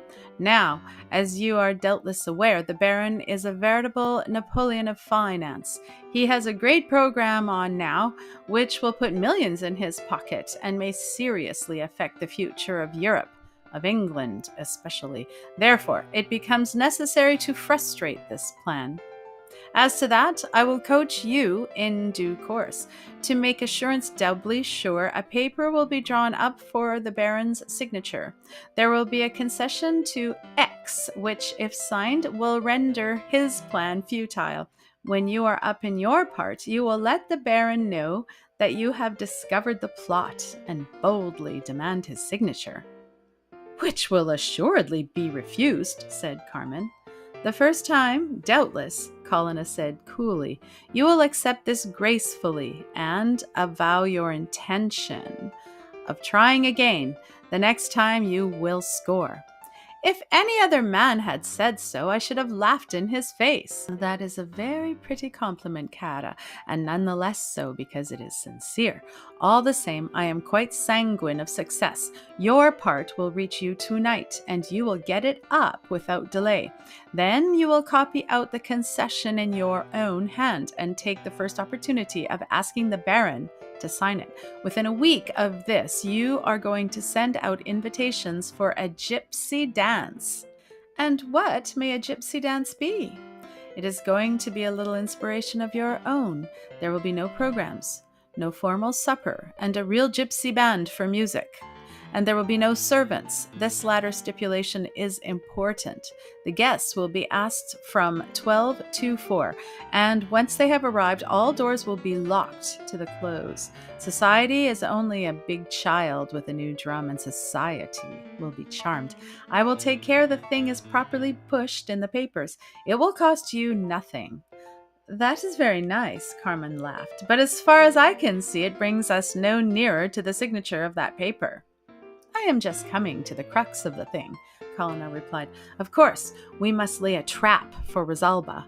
What is to happen once the bird is caught, you will find mapped out in your own part. Here is the cage." Colonna drew a small box from his pocket, and from the crimson leather within produced the golden rose. Carmen gave a cry of delight. "How exquisitely lovely!" she exclaimed. "Where did you pick that up? But I fail to see how that pretty thing can affect Rosalba." Colonna, by way of reply, took up the rose and pressed the stem. He explained the whole working of the needles to Carmen, to her great delight. "If you open this corona by touching this tiny stud," he said, "you disclose this dial. It looks like a watch. It has the works like a watch, but really the thing is a time clock. If the clock is wound up and set, say, at 12, precisely at the hour those curved needles shoot out. They are very long, you see, and if they gripped your arm, for instance, they would retain a hold till pressure was brought to bear upon the stem. Suppose someone steals the thing and pockets it when set. It would be a case of the Spartan boy and the fox, especially if the man who stole it was so carefully watched that he could not dispose of it." Your meaning is not quite plain yet, said Karma. That I now arrive at, Colonna replied. Rosalba has quite a mania for rare and costly curios, and how rare this is, you don't know. I am going to tell him that this is yours and pique his curiosity. No, I am not going to leave it here now, but it will be placed on a table in your inner drawing room on the night of the dance. There are 2 doors to that room, are there not? Good. At a certain time in the evening, Rosalba will steal that rose, and you and I will see it done. Colonna, you must be raving. Never more sane in my life, Colonna smiled, for the marvels of the book with the silver clasps were uppermost in his mind. As sure as you are seated there, Rosalba will steal that treasure within 5 minutes of 1 o'clock on the night of the dance. The dial will be set for a little after 1. Rosalba will place it in his pocket, and then he will discover that we have seen the theft. Scores of honest collectors would do the same thing. How slow you are, Carmen said. And then? Colonna smiled quietly. You will find all the rest, or so much, at any rate, as I mean you to know, written in your part, which you will follow up to the minutest detail. No, I am not going to tell you any more at present. I could strike you. At any rate, you will leave the rose here? No, I cannot even do that, Carmen, Colonna replied. There are certain reasons why I could not do so. Surely you are satisfied. One has to be pliant with you, Carmen replied almost tearfully, and the money you mentioned will come opportunely. Then Colonna rose and took his leave. Rosalba's inscrutable face looked across the circular dining table to Colonna. The former had dined with the doctor, a repast absolutely simple, though the wines were rare and curious, quite cameos in their way, as Rosalba remarked. I owe you a debt of gratitude for asking me to dine here tonight, said the latter. Your English Sundays are terribly depressing, but tonight I have dined poetically, and your art treasures are a dream. And we finish up the day at Carmen's gypsy dance, Colonna smiled. Come, all English Sundays are not absolutely hopeless. And by the way, there is one thing at Carmen's that you must not omit to see. You will remember, of course, that one of the popes sent Charles V of Spain a holy rose. You will also recollect that Charles, to get Francis I of France out of his way, hit upon the happy expedient of copying the rose and forwarding the poisoned copy to Francis as the original, thereby gaining the latter's friendship and destroying him at the same time. The affair was discovered and the plot failed in consequence. It did, said Rosalba, and that famous forgery has never been heard of since. You mean not till a few days ago, Colonna said dryly. For once in a way, Rosalba displayed signs of excitement. You don't mean to say the thing is extant, he exclaimed. Certainly I do, Colonna replied.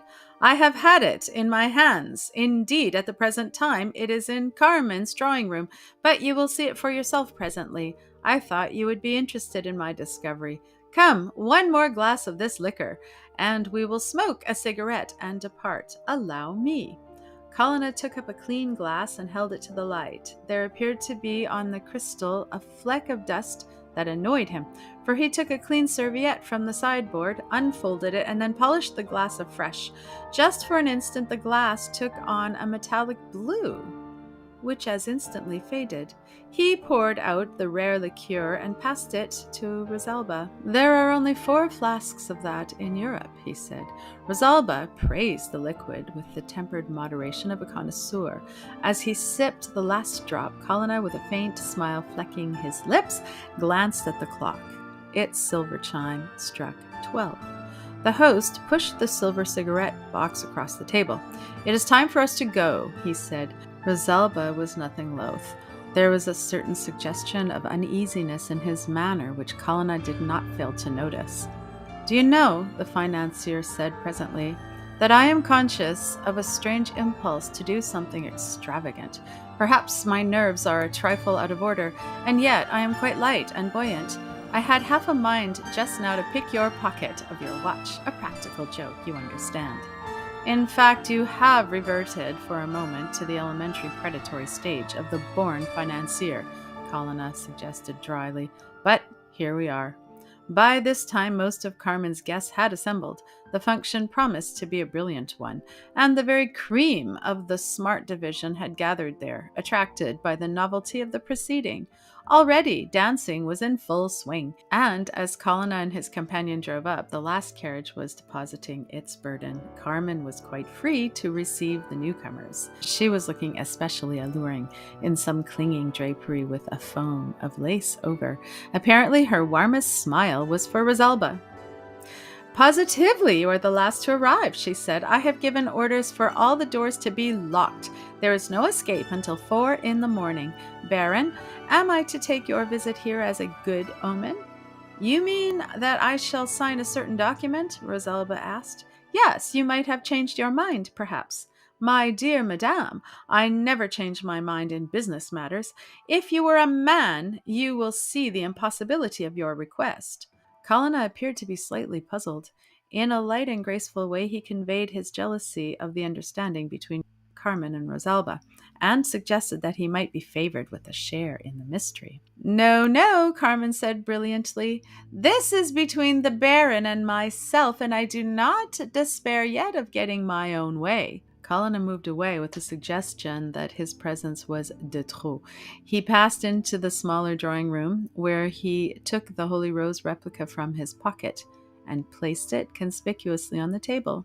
That Rosalba would be certain to mention the thing and to ask to see it, he knew.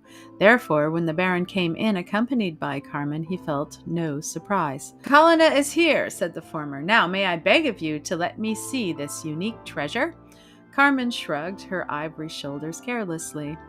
"That golden rose you gave me," she explained. "The Baron is most anxious to examine it. Dr. Colonna will act as cicerone here because my guests claim my attention." "The thing is yonder," said Colonna. "Examine it for yourself." Rosalba took up the curia most reverently. He appeared to be engrossed in its examination. Colonna followed Carmen from the room. "One word with you," he said. "You are playing your part uncommonly well. I feel certain that everything is absolutely safe in your hands, but one thing to keep uppermost in your mind: do not fail to enter this room by this door precisely on the stroke of 1. I have no more to say." Carmen nodded with a meaning glance and passed on. Colonna returned to the room where Rosalba stood absolutely engrossed with the golden rose. So enraptured was he that Colonna spoke twice without eliciting a reply. "You do not doubt its genuineness?" Colonna asked. "Not for a moment," Rosalba replied. "With a strong glass I can see the secret mark of the famous, or rather infamous, artist upon it. There is no question that our charming hostess has here a treasure worth anything in reason. I made her an offer just now that would have tempted most people, but she refused, or at least she made such conditions as rendered a sale impossible." Colonna asked no questions because he knew perfectly well what those conditions were. It was all part of the program. The main condition was the signing by Rosalba of the concession, which would render his gigantic scheme futile. "I have the first refusal," he said. "There is another peculiarity about the thing which you will appreciate more fully presently. Come and show yourself. There are many people here who are asking for you." Rosalba dragged himself away with some little difficulty. He seemed absent and strange in his manner, and the inner drawing room seemed to draw him like a magnet. Colonna watched everything narrowly from the other side of the room. A gilt clock pointed to a few minutes to 1 when Colonna missed Rosalba. The time had come to act. Colonna crept along in the direction of the inner drawing room, pushing aside the portière just as a silver chime struck 1. At that same instant, Carmen entered from the other door. By the table on which lay the golden rose stood Rosalba. A trembling hand raised the treasure, and the next instant it lay snug in the financier's breast pocket. Then he became conscious of being watched from either side. Only for a fraction of a second did Rosalba betray any signs of confusion. Men of his mark are beyond weaknesses of that ordinary, mundane kind. The Baron was going to brazen it out. "Ah," he said gaily, "Madame, you are suspicious. I came to have another look at that treasure of yours, and I find it has disappeared." "Then somebody has stolen it," Carmen replied. "A poor practical joke, perhaps. Still, as all the doors are locked and nobody can depart without my goodwill and pleasure, I feel perfectly safe." Rosalba said nothing for a moment. The lips were pressed firmly together. His face was white, though not with fear. For a second, perhaps, he bent almost double, and a great bead of perspiration rolled down his forehead. As he straightened himself again, a sharp cry of pain escaped him. With his left hand clasped to his side, he shivered with the torture he was enduring. "Are you ill?" Colonna said with solicitude. "I will give you brandy." The doctor passed out hurriedly. Apparently, the cordial in question had quite escaped his mind, for a minute later he mingled with the gay crowd of guests there, as if he had nothing engrossing on his mind. Meanwhile, Carmen and Rosalba stood facing each other. The infernal little instrument in the Baron's pocket had done its work. He had stolen the treasure precisely in the way and at the time Colonna had prophesied, and he knew perfectly well that Carmen was aware of the hiding place of the missing article. He would brazen it out yet, he told himself. Some diabolical juggling had been practiced upon him. He was the victim of a plot. Meanwhile, the thing in his pocket seemed to be eating into his very vitals.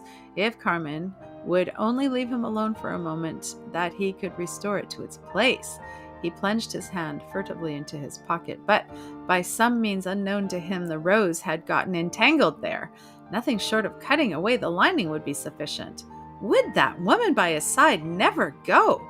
"You are ill?" Carmen asked. I shall be better presently," Rosalba gasped. "A sudden spasm. I am not used to them. If I am left alone for a time." But Carmen declined to move. "I could not think of such a thing," she declared. "Come with me and I will find you a cordial. Anyone can see that you are suffering agonies." With a smothered curse upon his lips, Rosalba complied. His face was white and set, but no further groan of pain escaped him. With the sweetest expression of solicitude upon her face, Carmen administered to his requirements. Another guest claimed her attention for a moment, and Rosalba grasped the opportunity. He threaded his way dexterously through the dancers and made for the hall. Beyond them lay the front door and safety. Another minute and he would be free from the accursed thing. He turned the handle savagely. The door was locked. A languid footman, who was standing there respectfully, declined to open the portal. "But I am ill, dying, man," Rosalba said hoarsely. "I have not the key, sir," was the reply. "My mistress—" Rosalba turned away with a groan. Once more he tugged savagely at the accursed thing in his pocket, only to cause himself still more exquisite pain. It seemed to have eaten into his very flesh. In a vague kind of way, Rosalba returned to the drawing-room to be pounced upon by Carmen at once. He suffered himself to be led into the inner drawing-room, where he sat down. "Baron!" Carmen exclaimed. "You have only yourself to thank for this." "Why?" Rosalba asked, the combative instinct not yet crushed.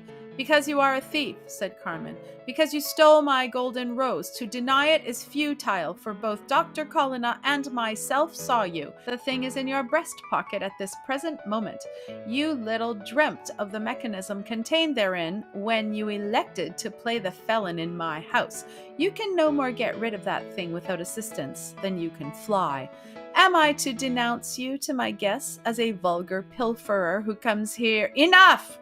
Rosalba groaned. "I am not blind. Like a fool, I have stepped into the trap, and like a fool, I must pay the penalty. Your price? Your signature to the concession I have shown you, which has been dictated to you by a mastermind. To do such a thing would be to place a rapier in the hands of my most dangerous foe. I refuse." Carmen's eyes flashed. "Very well," she said. "Let us see what powers of endurance you possess. Can you put up with your present pain for nearly 3 hours? Even then, at the end, your crime shall be exposed." Rosalba fumed with futile fury.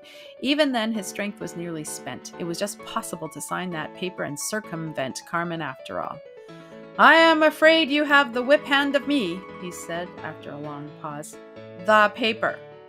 From a drawer, Carmen produced the document in question. She placed it together with an inked pen in Rosalba's hand. He dashed his signature at the foot. "That is well," said Carmen, "and now I will go and fetch the wherewithal to free you from your pain.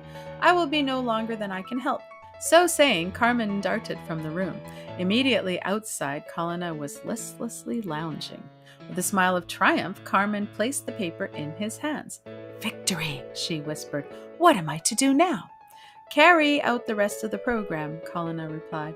"Offer to try and rid Rosalba of his ingenious little Frankenstein. Place your hand in his pocket carefully and press the stud on the stem of the rose. It is very simple." With a bright nod of appreciation, Carmen returned to the drawing room. With some little hesitation, she carried out Colonna's instructions. A touch of her strong fingers, a little click, and the golden rose, apparently simple and harmless, lay in her hand. "There!" she cried. "What surgeon could have done that better?" Something like a sob broke from Rosalba. "I breathe again," he said hoarsely. "May I look at that instrument of the devil?" "No, keep it. Never do I handle the thing again. And now, madame, having been successful in your vile scheme, perhaps you will permit me to depart?" "With pleasure," Carmen replied, with the most brilliant of smiles. "I trust that you will bear no malice. I have merely got the better of you in a little financial transaction." "I bear no malice," Rosalba said grimly.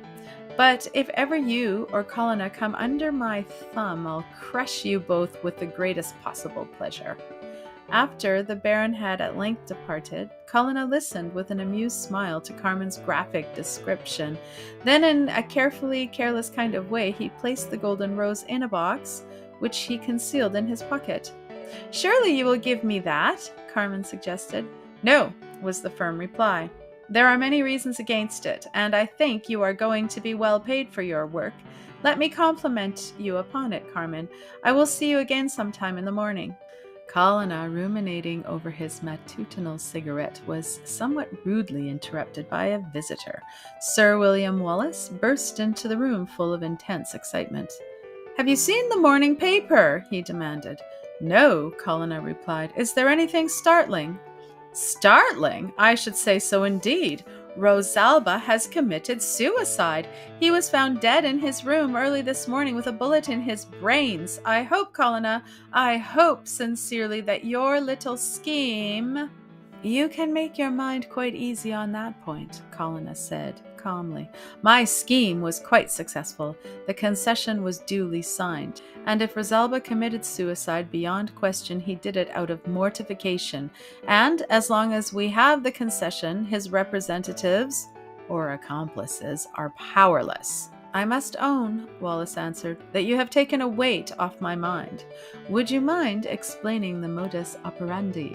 "Delightfully simple. Rosalba was detected in an act of theft in a private house, and he signed the concession as the price of silence. And you are perfectly aware there is a certain form of hysteria which is part and parcel of the malady called kleptomania. In my formulae, I have a virus which, administered to a person, causes an irresistible desire to pilfer. This I administered to Rosalba, designing the poison to produce an effect at a certain time." "But how could you graduate it to a moment?" "By personal experiments," Colonna said calmly. "I tried a series of doses on myself, taking care to remain here till the effect had passed. In Rosalba's case, the thing acted like clockwork. As to the rest, fate placed in my hands a little instrument that rendered success absolutely certain. When you told me Rosalba had committed suicide, I was as surprised as yourself."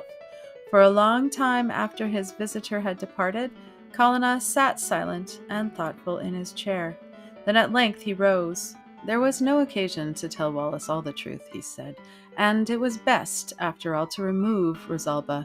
So the formula was right after all, and those poisoned needles in the rose produced the desire for self-destruction, which Lucrezia Borgia claimed for it. To cause your enemy to die by his own hand seems an immense savings of risk and labor. The end.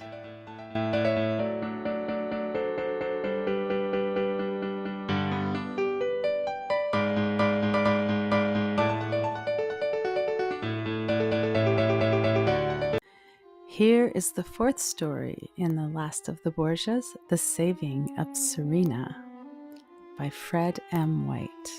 We're going on with the strange history of Victor Colonna, the professor of science, in his experiments in the lost art of poisoning. Number 4, the saving of SERENA. Number 1. As the Eastern Grand Express sped on, winding like a fiery snake into the heart of Europe, Colonna sat reading the foreign news in his Times. Our special correspondent was more interesting and less ponderous than usual, and the news from Zitfort, the capital of SERENA, was, to say the least of it, disturbing. As Colonna was proceeding to Zitfort, he felt the spur of curiosity. What will become of our reigning families in another 100 years, he pondered, if this insane system of intermarriage continues? The criminal folly of it.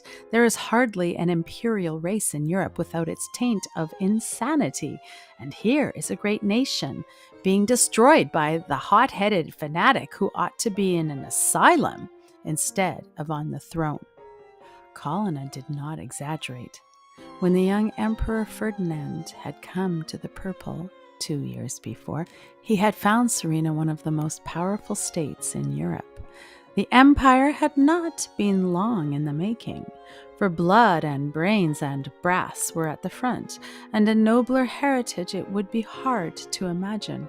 And then Ferdinand had developed these traces of mingled genius and insanity which promised to change the map of Europe as far as SERENA was concerned.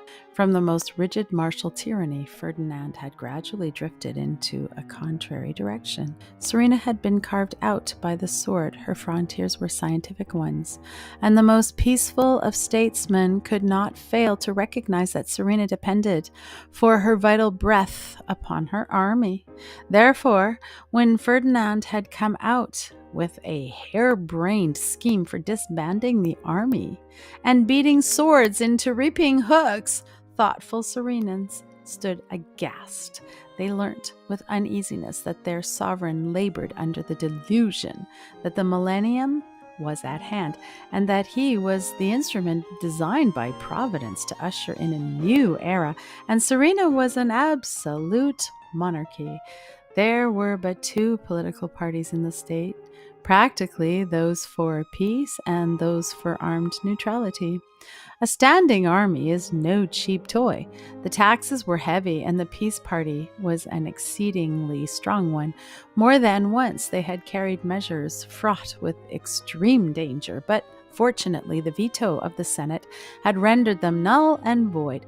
Therefore, with the cunning of a madman, Ferdinand had set to work to circumvent the fiat of his House of Lords. For some time past, honors and titles had been falling thick and fast in certain quarters. People wondered, but said nothing. And then the point of the plot was revealed. Ferdinand came out as the real leader of the peace at any price party, and his new nominees in the upper house rendered the passing of the sweeping measure lately introduced in the House of Assembly not only possible but extremely probable. SERENA thrilled with apprehension. They were a loyal people. They were loath to turn upon one of the loved and revered race which in 50 years had made the nation. There was only one man whom they could look with any hope of rolling back the tide of madness, and he lay slowly dying, worn out with empire making and the weight of years. Had Prince Frederick Charles been in the prime of life, he had crushed this thing out under his iron heel. The old war horse would have carried the Senate with him despite themselves, as he had carried the conquering eagles in the days of yore. In the eyes of SERENA, Frederick Charles was a god to worship and to follow. The old man's deathbed promised to be a bitter one, but in vain did he send his manifesto far and wide. The commanding presence, the ringing voice, and the flashing eye were missing. Without them, all the zest was as nothing. All this Colonna pondered over as the train panted at length into the great eastern terminus at Zitfort. As he drove along to his hotel, he could detect signs of repressed excitement on either side. It only wanted 3 days more to the time when the disarmament bill went up to the Senate for approval. In a few hours more, SERENA would set the seal to her own undoing. Once arrived at his hotel, Colonna dismissed the matter from his mind. He was in Zitford on business of importance, nothing less than to attend a conference of scientists gathered from all parts of Europe. A great savant was to open the proceedings that evening with a lecture prior to the most serious business of the gathering. It was late that night before Colonna, tired and sleepy, was back in his own sitting room again. The sullen roar of the street subsided to a murmur, and the hotel had grown singularly quiet. Therefore, Colonna was somewhat surprised when a waiter entered with the information that a gentleman who refused his name had called to see the doctor on a matter of urgency. "Show him up," said Colonna, wondering. There entered the room a man of tall, commanding figure, perfectly disguised by a long cloak and a soft hat pulled low over his forehead. These he removed directly the waiter had closed the door behind him. "You will pardon this intrusion," said the stranger, "but it is absolutely necessary. Your name is well known in Europe, Dr. Colonna, and that is why I am here. Let me introduce myself. You have probably heard of Count Escasel?" Colonna bowed. The name was perfectly well known to him as a statement of power and influence in SERENA. Indeed, Escasel was practically the head of the party who had made SERENA what it was. "I am indeed pleased to make your acquaintance," said Colonna. "If I can be of any service to you, pray command me." Escasel gazed sternly and earnestly at the speaker. "If you really mean that," he said with grave emphasis, "you can save SERENA." "You are complimentary, Count, if somewhat extravagant." "Indeed, I mean to be nothing of the kind. If there is one man on the face of the universe who can save my country from internal rupture, it is yourself. You know the danger that threatens us. An enthusiastic, utterly misguided party ruling the state, and a lunatic on the throne. We have tried in vain to stem the tide, and when in my despair I saw your name in the papers as an arrival here, I came to you." "But why should you come to me, Count?" "Because that epoch-making lecture of yours in London last year was read by myself with intense interest. You can work wonders and commit wholesale crimes with the greatest immunity. You take me?" "To a certain extent. Would you have me poison all your opposition in the Senate?" "I could view that calamity with a vast amount of equanimity," Escasel said with a smile, "but I don't propose to do anything so drastic. Let me get to the pith of the matter. Suppose some lingering disease had reduced me to the last stage of physical decay. Could you give me something that would make a man of me, say, for an hour?" Colonna pondered the question before he replied. "I could," he said.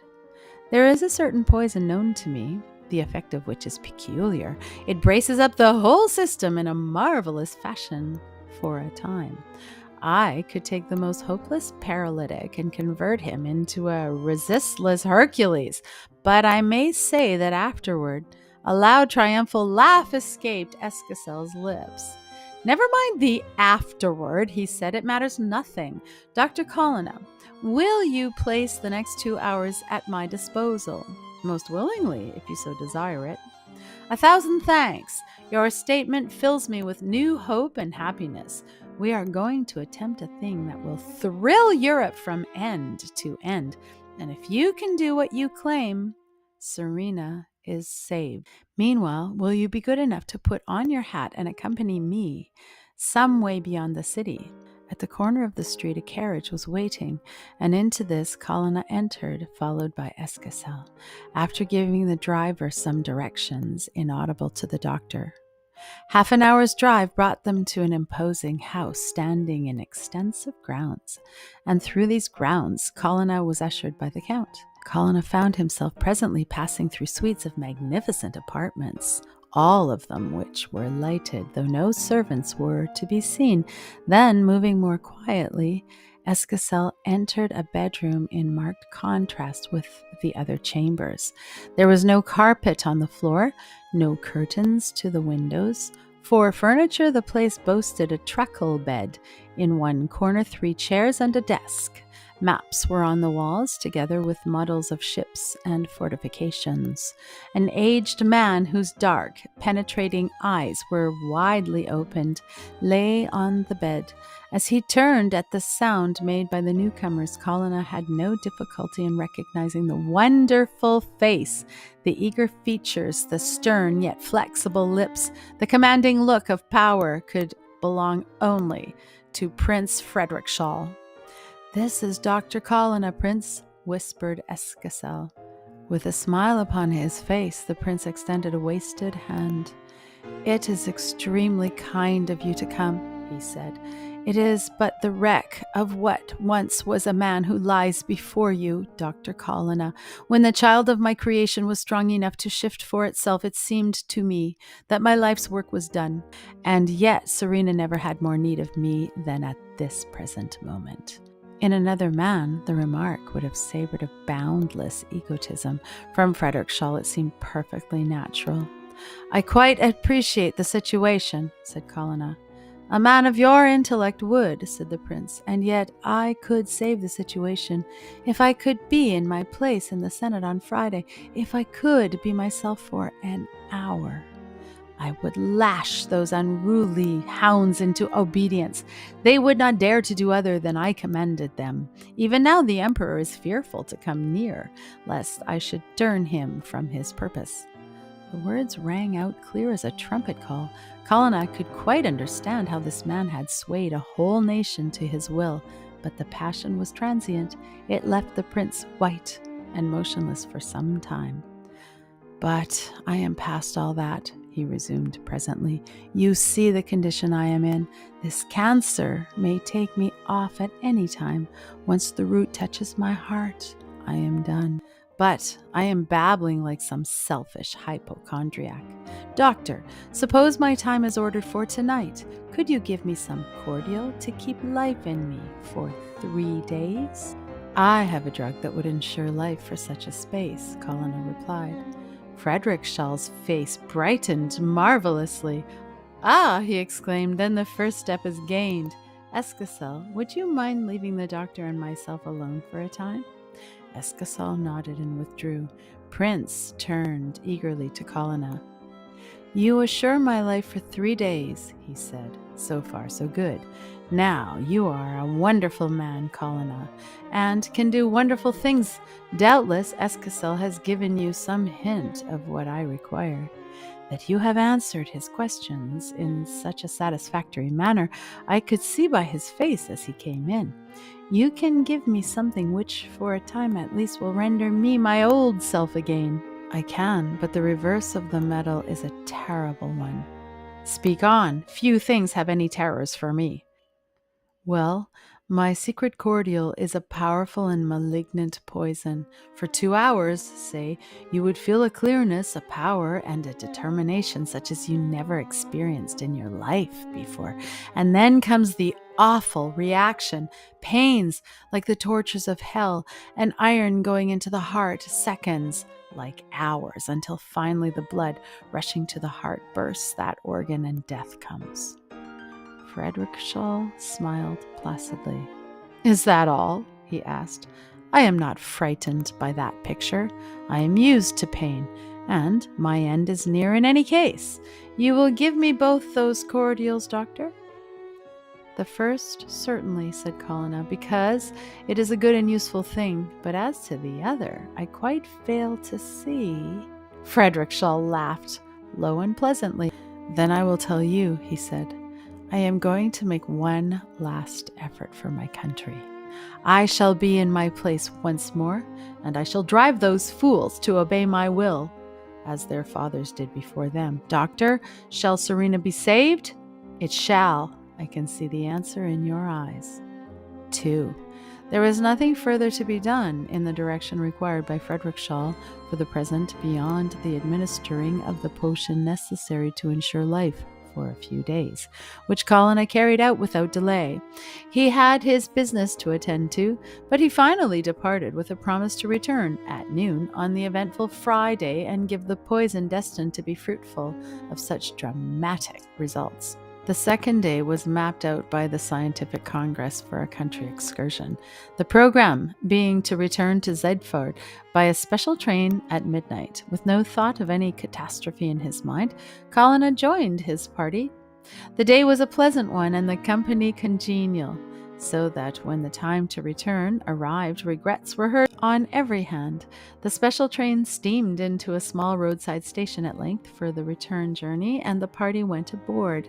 They dozed in the luxurious and brilliantly lighted carriages, dreaming of no evil. Then there was a grinding shock, followed by an electric thrill, then a noise like thunder and total darkness.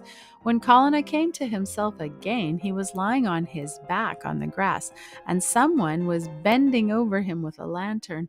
Fortunately, the party had no lack of medical men amongst them. An accident, of course, Colonna murmured. Anybody killed? No fatality, responded the other, but several very badly shaken. There does not seem to be anything the matter with you beyond a shock. Fortunately, there is a hotel yonder where most of our party is gone. The station master tells me that we cannot possibly proceed till morning. Colonna did not feel particularly interested. There was a racking pain in his head, and he was conscious of a desire to sleep. In a kind of daze, he flung himself, dressed upon a bed, and when he opened his eyes again, the sun was riding high in the heavens. Colonna looked at his watch. It was nearly 11. He bounded from his bed with a startled cry. He was 10 miles from Zedford, and at 12 o'clock he had an engagement with Frederikshall.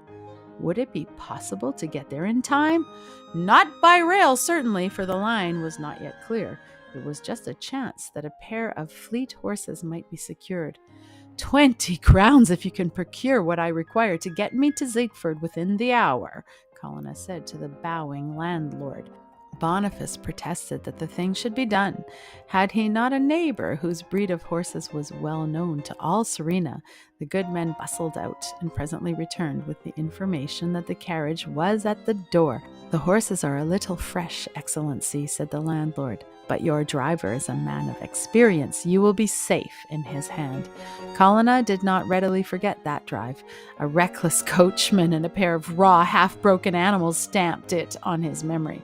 In the excitement of that adventure, even Frederikshall was forgotten.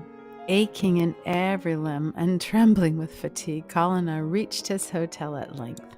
A dose of brandy, hastily gulped down, restored him somewhat. Then Colonna began to be dimly aware that something unusual had happened. Most of the hotel blinds were down. People crept quietly along the streets. The handsome row of shops opposite the hotel was closely shuttered over the municipal buildings as a flag drooped at half-mast. "What is wrong?" Colonna demanded of a waiter. The man regarded his questioner in respectful astonishment. "Is it possible you do not know, Excellency?" he exclaimed. "Serena is in mourning at the time when she needs him most. Her hero is no more. Frederikshall is dead." "Impossible!" Colonna cried. "When I saw... Tell me everything." "There is nothing to tell the gentleman. Yesterday afternoon at 5 o'clock the prince passed away. Count Eskasel is with him at the last." Colonna walked down the steps of the hotel in a kind of dream. Surely his informant must have been mistaken. But here were the signs of woe on every hand. It must be impossible," Colonna murmured. "That potion would have kept life in a corpse almost for the desired time. I shall not be satisfied until I have seen for myself. I can't believe that I have failed." A minute later, and Colonna was driving along in the direction of the palace Frederikshall had recently inhabited. It was a work of no small difficulty to get inside, but the desired end was attained at length, and an interview with Eskasel obtained. The latter greeted Colonna half sadly, half reproachfully. "I am not surprised," he said. "I was foolish to believe that any living man could defy the laws of nature. We called you in too late. Your past successes have rendered you a little too sanguine, Doctor." "I quite understand your feelings," Colonna said quietly, "but I am not prepared yet to admit that I am a failure." "But, man alive, the prince is dead." "In that case, there is no more to be said. May I see him?" "If you please." "Frederikshall is already in his coffin." Like all great men, he had his striking peculiarities, and to have his coffin and grave clothes ready was one of them. Also, the prince desired to be buried on the third day in strict privacy here. The chapel grounds are consecrated. Quite so. Now, how did the prince die? Suddenly at the end.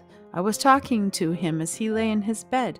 Without the slightest warning, he stopped in the middle of a sentence.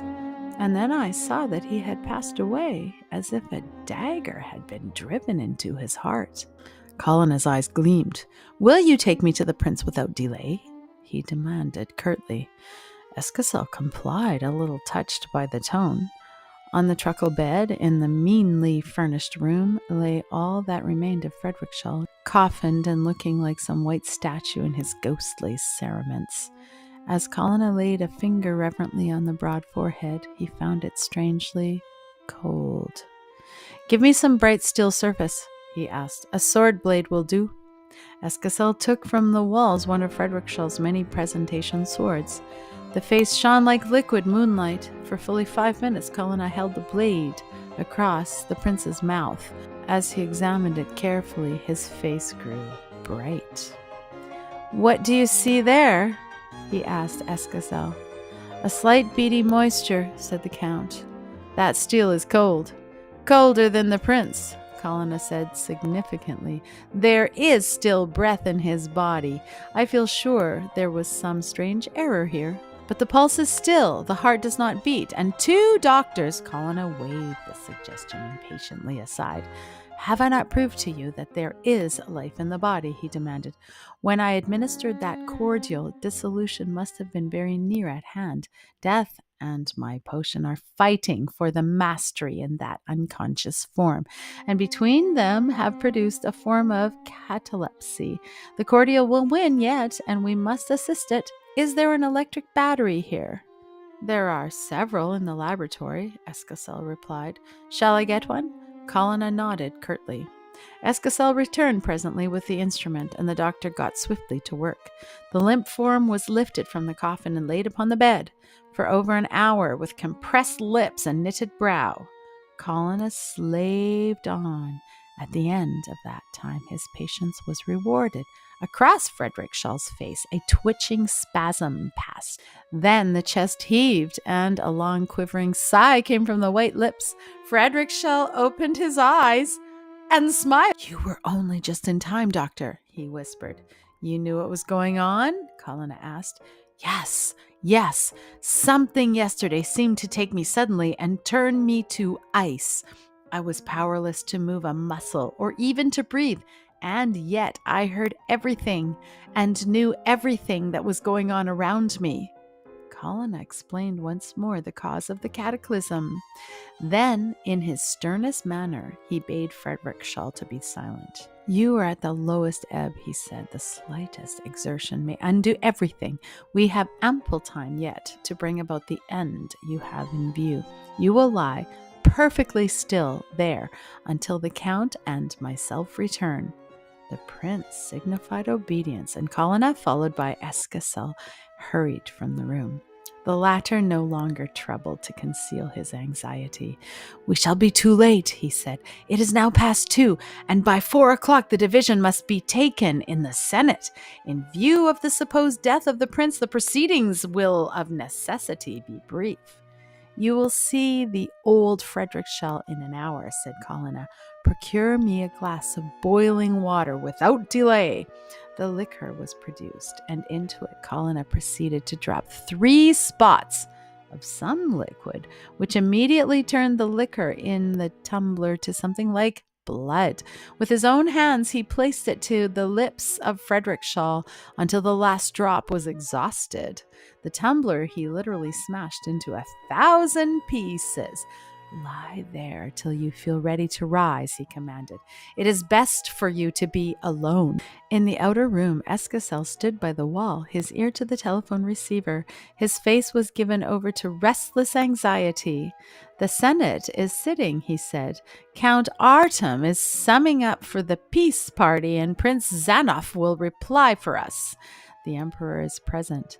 A little less than an hour will decide the future of SERENA." Colonna smiled as one does who humors a child. "You are naturally very anxious?" he asked. "You put it mildly," Escasel exclaimed. "There are no tortures like those of a mind upon the rack, and a whole hour to wait." The minutes passed slowly as Escasel paced the floor. The hands of the clock crept round. 5 minutes only remained. At that moment, the telephone bell jangled. Escasel listened eagerly for a minute. "By heaven," he cried, "Artem has finished and Zanuff is not there. He has been tampered with. I have suspected his fidelity for some time past. They have adjourned for a quarter of an hour, failing Zanuff's presence. We are lost." A loud cry came from the doorway. Escasel staggered and clutched the back of a chair as his eyes fell upon the striking spectacle. Frederickshell stood there, tall and erect in his clinging cerements. He was the same and yet so wonderfully different. The white mane and bushy eyebrows in the innumerable lines on the parchment face remained, but the eye flashed with all the latent fire of youth. There was an easy motion of the limbs. The mouth was firm and hard. "Frederick shall come back to his prime," Escasel cried. "I am myself, and more than myself," the prince replied. "I have heard what has happened, Escasel. A long cloak, my shoes, and a hat at once. A carriage, quickly." Escasel clattered like a flash down the stone stairs. 3. There was but scant sympathy with the peace party in Zetford itself. In that center of education and thought, the people were more enlightened. And add to this, Zetford was the home of those industries that depend upon things military for prosperity. A vast sullen crowd had gathered about the Senate House on that eventful Friday afternoon. The ultimate issue of that mad measure was practically decided already. But hope ever springs eternal in the human breast, and after all, there was just a chance that some stroke of fate might fall for SERENA. As the senators arrived, they were greeted either with loud cheers or passed along in chill silence, cut with a hiss or two here and there until the chamber was filled. Presently, a brilliant equipage with outriders flashed through the crowd. It was the Emperor Ferdinand, smiling in anticipation of his welcome. But no cheer arose. Every hat there was doffed with cold politeness amidst a silence that, like the darkness of Egypt, could be felt. A sudden wave of color spread over the emperor's sensitive features. Vanity and egotism formed no small part of his nature, and their reception cut him to the quick. Then he smiled bitterly. These disloyal people should suffer for this in time to come. Still, the crowd lingered on there, increasing in density as time passed. They could catch now and then the rise and swell of cheers in the Senate chamber, and as a hired vehicle with the blinds down passed through them and deposited a cloak form on the steps, they took no heed. Meanwhile, followed by Escasel and Colonna, Frederickshell passed into the chamber. The place was dimly lighted, so that the entrance of the party passed notice. The prince, still cloaked and hatted, stepped into a seat, while Escasel conducted Colonna to a balcony where he could witness the crux of the drama. "I will come back to you afterwards," whispered the count. "Meanwhile, my place is there, as I feared. Zanuff has betrayed us." Indeed, it looked as if the militant party had been abandoned. Impatient cries for "Zanuff" rose from the left, but no Zanuff responded. With a smile upon his lips, Artem rose to move that the chancellor put the question. "Our opponents have recognized the hopelessness of their position and abandoned it," he said. "This is a striking example of the saying that peace has her victories no less renowned than war. I will be brief, sir, and all the more so because the great champion of an effete party is no more. His voice will never more be heard. You are mistaken. I am here to save my country." And Frederickshell's voice rang out loud and clear. Artem dropped as if shot into his seat. A sudden burst of sunshine filled the chamber. Frederickshell threw off his cloak and hat and stood there with his grave clothes still about him. Just for an instant, the audience seemed to be petrified. Then a painful thrill of horror and amazement filled the chamber. A shout went up from the assembly. Was it a spirit standing there before him? On behalf of my party, Fredericshall said, I demand to be heard. The Chancellor signified assent. He could not have spoken for a king's ransom. Artem was the first to recover himself. What means this mummery? He said. Who are you who dare to come in here in the guise of a distinguished dead? It is 7 years since I last sat here, the prince replied, and there are many here who can remember me in those days. The prince, came an impatient chorus. Let the prince speak. Artem collapsed into his seat again. Then Fredericshall commenced his oration. He was cold, dispassionate, and full of argument at first. Afterwards he warmed to his work. For a full hour he spoke. He held the audience in the hollow of his hand. As he spoke to heights of contemptuous scorn, it was easy to see that victory would follow. He made no appeal. He simply tore the flimsy sophistry to pieces. He bade the rebels bend to his will, and they cowered in sheep-like obedience. I have finished, he said at length. My day is done, my sun has set. By this time tomorrow I shall have passed away, but not before I have seen you obedient to those who know better than yourselves. And as to yonder poor puppet who feebly holds the reins of government, this so-called emperor, had I time before me, I would give him such a lesson. Fredericshall paused. A terrible spasm crossed his face. The emperor, hidden behind a pillar, made no sign. Then Fredericshall continued. Go, he said. Go, every poor creature of you, and do my bidding. Your way lies there. He pointed to his own side of the house. Presently a bell rang somewhere, and the two parties steamed out to return later. Someone passed a piece of paper to the Chancellor, who read the fateful figures to the House. For the bill, 89. Against, 481. Majority, 392. Fredericshall had conquered. His marvelous personality had swayed the human cattle before him. The elections were near, and Serena would never permit such a danger to threaten her again. A faithful few gathered round the prince, but he saw them not. Their congratulations fell on dead ears. Already the eagle eye was glazing. The aged body was racked with awful pain. Colonna and Escocel stood one on either side of the sufferer. Despite the agony he was enduring, he had a smile for the former. Give me your hand, he said. What a debt of gratitude my country owes you. Doctor, you are a far greater man than I ever could have been. I thank, he stopped. The paroxysm of pain gave place to a placid calm. A thin stream of blood trickled from the rigid lips.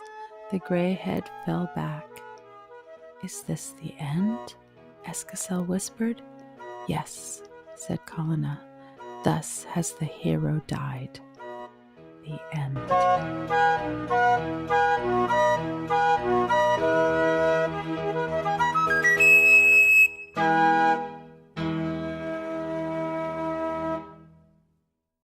The VARTEG Necklace by Fred M. White, in the book The Last of the Borgias. 1. The council, with the sleek head and large loose mouth, intimated that her grace had no wish to press the charge. Indeed, counsel might assure the bench in confidence that the Duchess had approached this matter with her deepest pain. She desired to withdraw from the prosecution. She was even willing to take the prisoner into her service again. Of such kindly stuff are duchesses made. Bench was dubious. Bench was a soured individual who had been disappointed in a county court judgeship, and Bench regarded this as a serious matter. Had not his learned friend stated that the stolen necklace was worth £30,000? Certainly such a statement had fallen from the loose mouth. But the inconvenience to her grace? In fact, her grace did not see when she could appear to prosecute. Case dismissed, said Bench. Prisoner, you are discharged. The tall girl with the tiger lily face gazed helplessly around her. Colonna, who had been a scientific witness in the case just remanded, watched her intently. Whatever the prisoner's vices were, she was no thief. And Aya Ian, as the prisoner was described, looked exceedingly refined and ladylike even for the maid of a duchess. "You are discharged," the bench repeated sharply. "Go away." The prisoner drew a deep breath as if to speak. Then she seemed to change her mind. In an aimless, dreamy kind of way, she drifted out of the court like a human derelict, floating along the stream of souls. But Colonna, who followed behind, noted how rigidly the hands were clenched. He stepped to the girl's side. "You are in trouble," he said. "Can I assist you?" The girl turned a pair of fearless, velvety black eyes upon the speaker. Beneath their liquid beauty, Colonna could read the passionate despair. "If you can compel a liar to speak the truth, you can," Aya Ian replied. Her English was perfect enough, clear and mellifluous, and yet suggestive of the bells and pomegranates. There was originality here as well as beauty, and Colonna was interested. "I have done stranger things than that," he said. "You may know my name, Colonna." "Oh, yes, you are the great doctor. They say you can do witchcraft. But you can't make a duchess apologize to a tiring maid." "Why should I attempt so grotesque a thing?" "Because you could be of no assistance to me without. You were in court and heard the charge against me, Dr. Colonna. Do I look like a thief?" "You look no more like a thief than a lady's maid." "Thank you. And yet there are few people who would believe my story. If you knew my history, you would say it was worthy of publication, and now I am practically penniless without a home, and I have been proclaimed as a felon." "Would it be a liberty on my part to ask you to tell me the story?" "Not at all. There are times when sympathy and advice are worth untold gold. Do you know why I turned in this direction? I was going to throw myself over Waterloo Bridge." Colonna attempted no pretty platitudes. On the contrary, in the most natural way, he suggested a chat in the comparative solitude of the Temple Gardens. "I shall not detain you long," said Aya. "You must know that my father was a Scotsman with a wild romantic strain in his blood.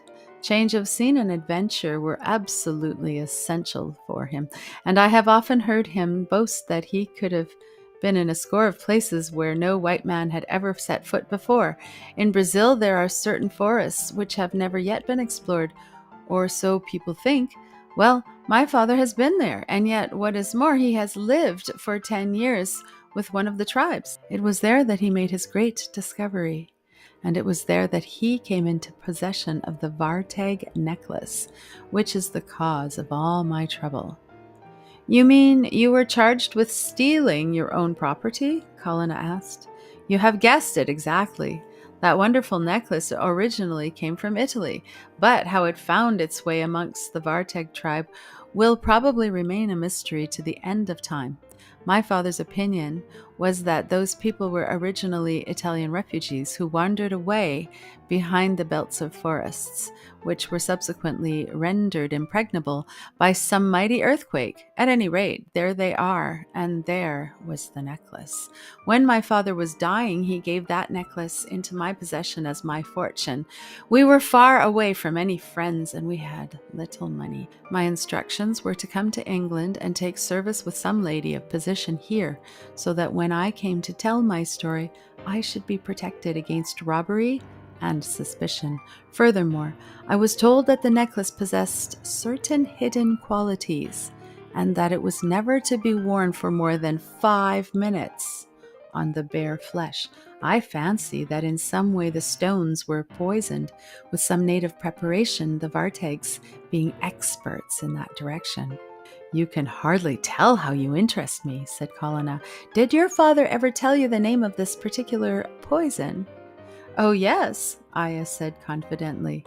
"It was called Pyrium." "Amazing!" Colonna cried. "That was one of the most jealously guarded and secret poisons of the Borgias, and those savages you speak of actually possess the Latin name. Moreover, The drug is well known to me, and its effects are exactly as your shadow. Tell me, did you ever wear the necklace? I have had it on several times, of course. For 5 minutes, it has no effect whatever. Then it seems to gall the skin, to pinch and burn in the most uncomfortable way, after which I always took it off. You will doubtless laugh at what I am going to say, but after I have done so, I have several times imagined that I could see in red letters my name on my throat. Laughter is far enough away from me at this present time, said Colonna. I have the best of reasons for knowing that every word you say is true. You have opened up a new field of thought and research for me, but I interrupt you. There is little more to tell, said Aya. For 12 months I have been maid to the Duchess of Isleworth, and a week or two ago I decided to show the necklace to my mistress and ask her advice and assistance. Unfortunately, I did so. It so happens that Her Grace has a necklace very much like mine, and you can imagine my feelings when I was accused of impudently stealing this. I lost my temper and said things, the upshot of which was that I was given into custody for stealing a diamond necklace. The Duchess produced her empty case but the rest you know. What was the use of my protesting with such a power opposed to me? I see your point, Colonna said fully. Is Her Grace short of money? That is really the gist of this whole matter, Aya answered. Her Grace had certain heavy gambling debts to meet, and she had to pawn her own stones to do so. I can even tell you where they are at this present time. She has a heart of flint and a nerve of steel, a little audacity, and I was powerless. See how she poses as my benefactress still. Dr. Colonna, I am absolutely ruined. Colonna pondered over this strange story for a time. I think I can see a way out of your difficulty, he said at length. Already I have a vague idea of what may be done, but you must place yourself entirely in my hands. Aya's eyes flashed. A new determination possessed her. My fortune has gone, she exclaimed. I have been robbed of that. But it is a small matter by comparison. But bereft of my good name, how am I to live?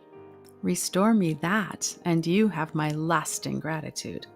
I will restore both your treasures, Colonna said quietly, but I am afraid that you will find the conditions somewhat hard. To gain what you promise, no condition could be too hard. Not even the stipulation that you should accept the offer of the Duchess and resume the post she is keeping open for you? Aya made no reply for the moment. Her head was slightly turned from Colonna, but he could see the white cameo of the face cold and rigid. It will be hard indeed, the girl said presently. Why should I do that? It is absolutely necessary, said Colonna, unless I have in that house an ally who is both bold and fearless. I can do nothing. Aya nodded. Her teeth were clenched tightly. The color was returning slowly to her cheeks. The steely glitter of her eyes faded. It was evident that her mind was made up. I will do it, she said, because I feel I can trust you, and unless you have the same feeling, our endeavors will end in failure. Go on. Then, to proceed directly, you enter that house and resume your position. I want you to be a thief in earnest. The fact of your return will be evidence to the Duchess that she has you utterly crushed, and she will be contemptuously careless. You will have to steal your own necklace. It would be missed at the end of 24 hours. Which would be more than sufficient for my purpose, Colonna said dryly. Come, you must know all the Duchess's engagements. You know which is the safest time to borrow your own property. Aya pondered the matter for a time. You can have it on Thursday morning. It will not be required until Friday, when we are giving the reception of the season. If you like, I will bring the necklace to you personally. Good, said Colonna. Here is my card, and whatever you do, don't fail to bring the original case of the necklace with you. 2. Colonna's orders on the Thursday to his housekeeper were terse and pointed. If a lady called, she was to be admitted to him, and after her departure, the doctor was in to nobody. This matter being settled, Colonna turned to his cigarette and the Morning Post. He was looking for the name of the Duchess of Isleworth in that exclusive organ, nor had he far to seek, for the lady's name loomed largely on the sheet. Colonna read as follows: "The dinner and reception will be given by the Duchess of Isleworth at Isleworth House tomorrow. Will be one of the most brilliant functions which wind up the season. Over 1,000 invitations have been accepted for the reception." Colonna smiled as he read. During the last 10 days, he had not been idle. The Duchess was one of the most gorgeous butterflies flitting over the purple parterre of society, but it would have puzzled the past masters in Burke and Debrett to say from whence her grace had originally arrived. Colonna could have enlightened the curious as to where the amiable old Duke had discovered the icy concrete he called his wife. Mixed up with the story was a murder, to say nothing of a brace of American divorces, and there were times when the smell of strong liquors conjured up before her grace's hard, handsome eyes memories of the sawdust shanty where her earliest education was neglected. The purest chance had pitchforked this information in Colonna's way, and he meant to use it when the time came. He felt absolute confidence in the issue. So long as Aya procured the necklace, success was certain. Aya came punctual to the appointed moment. Her cheeks were flushed. Her eyes sparkled. There was no occasion to ask whether she had failed. "I have brought it," she said, "and I have not forgotten to place the stones in the case my father gave to me. Will you see it now?" Colonna waved the proffered treasure aside. He had his own particular reasons for not caring to examine the jewels until he was alone. "Kindly place it on the sideboard," he suggested. "When would you like to have the thing returned?" "To make sure, could you manage it by 6 o'clock today?" "Yes, I shall be out then, but the parcel shall be left for you. I presume that no suspicions have been aroused?" "Not at all," Aya replied. "You know the Duchess, Dr. Colonna. I see your name on the list of the reception guests for tomorrow night." "I certainly intend to be present," Colonna smiled, "but as to knowing the Duchess personally, I have not that extreme pleasure. I owe my introduction to a friend. I presume your mistress will wear that necklace tomorrow?" "Of course. There need not be any doubt on that point." "Then you may regard your little matter as settled. Before 48 hours are over your head, you shall have both the necklace and your good name untarnished. And now I shall be obliged if you will be so good as to leave me. I have much to do between now and the time of your return. But one thing, be careful. Under no consideration is the Duchess to wear the necklace tonight." "Oh, she will not," Aya exclaimed. "Her grace is going down east after dinner to some lecture there, and she intends to retire early." Aya slipped gracefully away. No sooner did Colonna hear the door close behind her than he tossed his cigarette on the fire and took up the shabby and faded case which contained the brilliant cause of so much trouble. His fingers trembled as he threw back the lid. The inside of this was filled with vellum, yellow with age and stained in a curious fashion. "This is stupendous," Colonna murmured. "Beyond question, this gaudy treasure has passed through the hands of the Borgias. There is no mistaking the perfumes of the Pyrium. Nothing else could cause these stains. Some offshoot of the family must have fled for life with the necklace and drifted abroad, then subsequently been merged into this tribe of VARTEG. Did anyone ever hear so strange a story? And the strangest thing of all is that the Pyrium should have retained some of its nature after the lapse of centuries and merely painted on the stones at that. But stop! Did not Aya tell me that after wearing the necklace she could see her name? I begin to see a happy inspiration of her father here." Holding the back of one of the center stones, the 5 large drops, Colonna examined it carefully under a strong glass. As he did so, his eyes twinkled with satisfaction. "It is there!" he exclaimed, "and an artistic hand has been at work here. A weak solution of blur will restore this lost strength of the Pyrium." Colonna dived into his laboratory, presently to return with some milky liquid in a zinc bath, into which he plunged the necklace. This he carefully withdrew with a wire hook and allowed it to stand till dry. On the back of the 5 center stones, each nearly an inch in diameter, Colonna could trace something that resembled dull, frosted letters.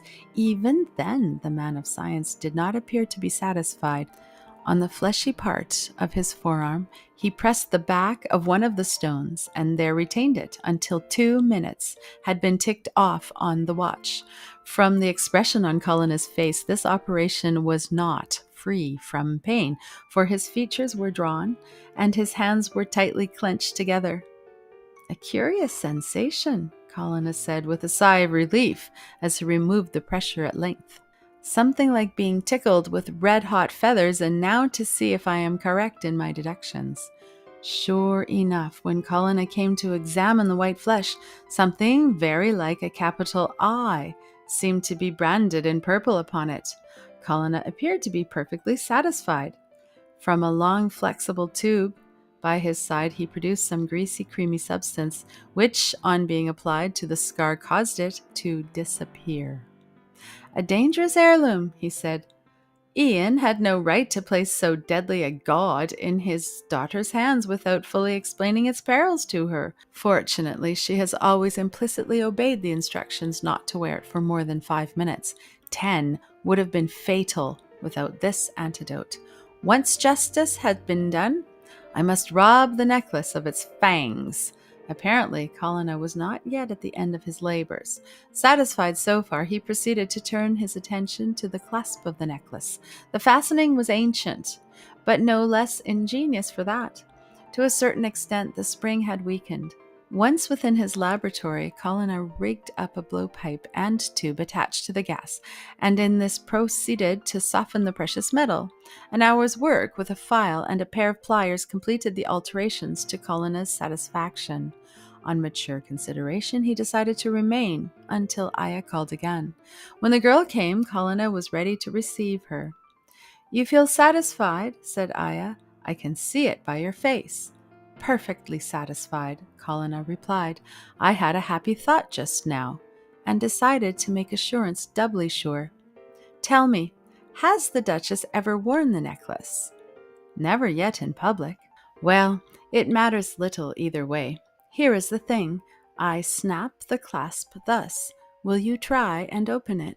With a smile, Aya made the attempt, but she did not succeed. "Strange," she murmured. "I have done it 100 times before. Is this some of your wonderful witchcraft?" "Not at all," Colonna replied. "I am an expert where old gold and silvercraft is concerned. I saw at once that the clasp of the necklace was partially out of order, or you could never have opened it with the swivel as you attempted. For the last hour or 2, I have been directing my attention to repairing the damage. If you will press your finger upon one of those raised studs, the clasp will yield." "I fail to see the point," said Aya. "It is apparently a slight one," said Colonna, "but the point is of vital importance all the same. I so declare that when the Duchess of Isleworth places this necklace about her neck, she will be powerless to remove it without assistance." "The assistance is its real owner," Aya suggested with a smile. "That will certainly tell in your favor," Colonna replied dryly, "but that is not all. You will grasp the importance of it in good time. The Duchess is not above the assistance of art from the toilet point of view." "She is terribly made up," Aya said tartly. "Ah, I see you are a woman like the rest. So much the better for us. Take this little tablet and see that it is dissolved in the water with which the Duchess laves her face and hands tomorrow evening before dressing. It is merely something to harden the skin until the evening is well advanced. I don't want to say any more at present. Only if I want you tomorrow night, be near at hand. The cream of the morning journals had indulged in no eagle flights of journalese in alluding to the Duchess of Isleworth's reception as a brilliant function. The season had been an unusually smart one. The mortality amongst princelings had fallen to the lowest ebb, and society had lingered on longer than usual. But the party in question was really the beginning of the end. By midnight, the magnificent suite of apartments was crammed with beauty and intellect and fashion. For once, every lady seemed to be pleased and happy, save the elderly host, who would have cheerfully seen the whole glittering pack thrown out of the windows if such a course had only cleared his drowsy path to bed. Never, perhaps, had the Duchess of Isleworth looked so superbly handsome. The liquid beauty of the great stones about her neck seemed to frame her loveliness in a stream of fire. She was listening with deepest interest to Colonna, who in the center of the circle was discoursing of some poisons and their effects. Colonna was something more than the comet of the season. "I can scarcely credit it," said the Duchess. "This is a cynical age, doctor." "From a professional point of view, no doubt," Colonna replied, "but I am telling you the truth. Those diamonds of yours, for instance." "What of them?" the Duchess asked sharply. "It is possible to render them more dangerous than a string of cobras. I believe those stones played their part in the police court recently. Your maid claimed them. I compliment your grace on your generosity in that matter." The Duchess smiled, but her eyes no longer met those of Colonna. "You are not going to tell me these priceless heirlooms are poisoned?" she cried. "Perhaps not," replied Colonna. "Those diamonds are centuries old.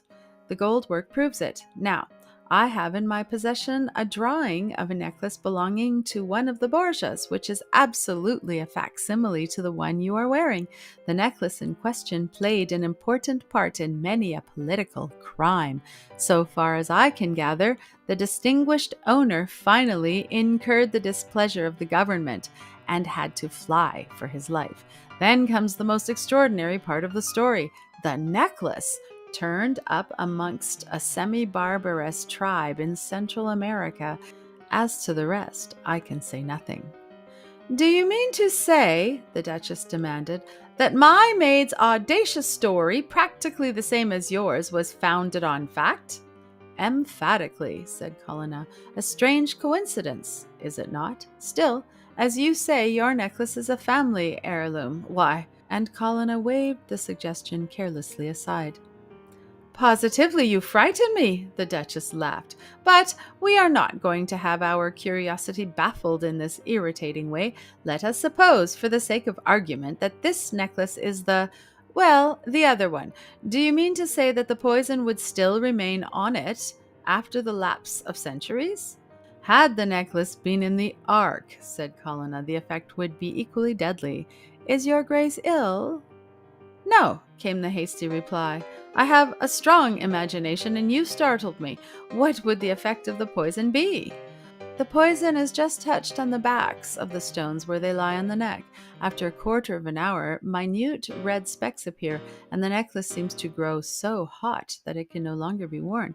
In a few days, unless the proper antidote is supplied, the poison eats into the lungs, and before long the victim dies, apparently of rapid consumption." As Colonna replied, he stole a rapid glance at his victim. He did not fail to note the yellow, sickly pallor of her cheeks, all the more ghastly under the bloom de Ninon and powder of pearls. The Duchess laughed again. "Then I am quite safe," she said. "I have worn my necklace over 2 hours." "To keep up the play," said Colonna. "That does not free you. My ancestors were in the habit of preparing a more or less weak solution that they contrived to have applied to the skins of their victim, thereby nullifying the poison for 1, 2, or 3 hours as circumstances of the case required." With which parting shot, Colonna backed away and melted into the crowd. It was nearly an hour before he approached his hostess again. That she was suffering physical pain was patent to the meanest understanding. That she was frightened, the blank terror in her eyes proved. A shaking hand was clasped to her throat. Doctor, she whispered, you may deem me mad, but positively I am suffering from all the sensations you described.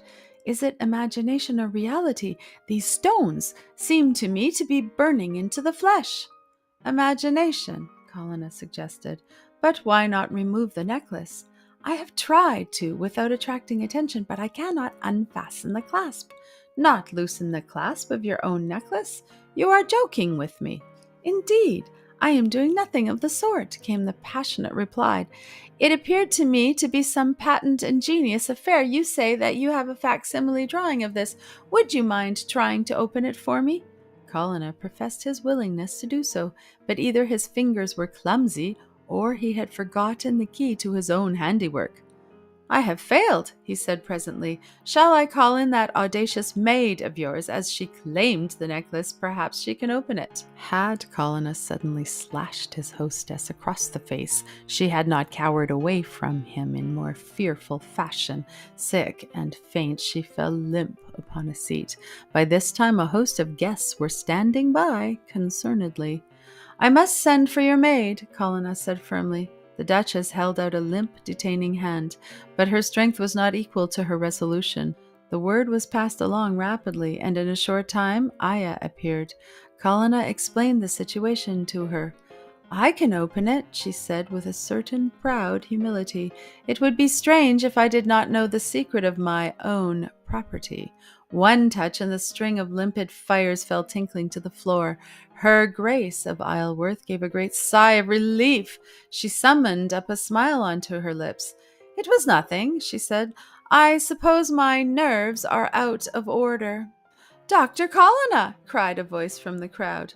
Dr. Colonna, what you told us just now was true. There are the red marks like letters on her throat. Colonna caught a shawl hastily and threw it over the bare gleaming shoulders of his victim. Nonsense, he exclaimed. A truce to this folly. The necklace was overtight, and naturally that caused the irritation. Put the necklace in your pocket, Duchess, and do me the honor of taking my arm to some cooler spot. This room is too warm for you. Shall we try the library? The Duchess was perfectly willing. By the time the library was reached, she had recovered the major portion of her self-possession. I was horribly frightened, she said with a deep inspiration. Am I marked, Doctor? Your Grace shall judge for yourself, said Colonna. His manner was curiously crisp and icy. On the table lay a Benares mirror framed in brass. As the Duchess flung off her wrap, Colonna held the glass before her eyes. She looked into it like a statue of terror. Well, she might, for across the creamy whiteness of her throat were 5 letters in a thin crescent, standing out like characters of blood, thus: I-A-I-A-N. Ian. For full 5 minutes they both stood like characters in some striking tableau. With the pitiful face of a little child, the Duchess turned to Colonna. What does it mean? She whispered. It seems to me, said Colonna, that the solution is ridiculously easy. You stole that necklace from Aya Ian. Her story was true and yours was false. You sold your own diamonds to pay your gambling debts, and you took Aya's to replace them. This is the identical necklace which was found by Aya's father among the VARTEGs, but you know all about that as well as I do. Perhaps the poison after this lapse of time requires a longer time to act. Perhaps Aya's father deliberately toned it down, but at any rate, he has proved to whom the necklace really belonged. You must give it up. Oh, I will. I confess everything. I did take advantage of my position to steal it. But the poison, and I am not fit to die. You may make your mind quite easy on that score, Colonna said coldly. You are not going to die. I may say that Aya was fortunate enough to fall in love with me and tell me her story some days ago. At my desire, she returned to your employ, and at my request, she brought me the necklace yesterday. Directly I inspected it, and I saw what was going to happen to the wearer. But I wanted to teach you a lesson and to get justice done at the same time. I have done both. Here is a little tube of an unguent which, if applied to your neck, will remove those marks and nullify all evil effects. But I give it to you on one condition. You must clear Aya's name. And forever lose my own? Not at all. The thing need not be done tonight. There need be no exposure. I am certain that Miss Ian will have no desire to cause you unnecessary humiliation. Come, you boasted just now that you had a strong imagination. We will give you 24 hours to think the matter over. The necklace you will give to me now. Can you see a way out? A flash of inspiration illuminated the face of the Duchess. I have it, she cried. Place that shawl around my shoulders again. Now give me your arm. The speaker swept into her drawing room again, once more smiling, strong and reliant. Really, there was very little the matter, she said in a clear voice to those who had gathered eagerly around her. Poison! What nonsense! Dr. Colonna was exaggerating. The reason of my distress was because just now I made a discovery that pained me deeply. I find I have done my maid an injury. I can never wipe out. The necklace is hers after all. I only found it out when I discovered that the clasp is quite different to mine. The romantic part would take too long to tell here, but almost at the same time as my maid showed me the necklace, I missed my own. Ah, the danger of a headstrong nature like mine. When I found tonight the injury I had done, I was in despair. I racked my brains. Suddenly it came upon me that 2 years ago, in a fit of somnambulism, I had hidden some valuables in an old oak chest. At once I rushed to the place and found— "Your own necklace," said the chorus. "Wasn't it terrible?" the Duchess said with a sweet, sad smile. "Good people, excuse me for a moment, as I must see Aya at once. Dr. Colonna, you have my scent bottle in your hand?" Colonna passed over the tube of unguent, and, with it tightly clasped in her hand, her Grace passed up the stairs like a trail of iambent cloud. The end.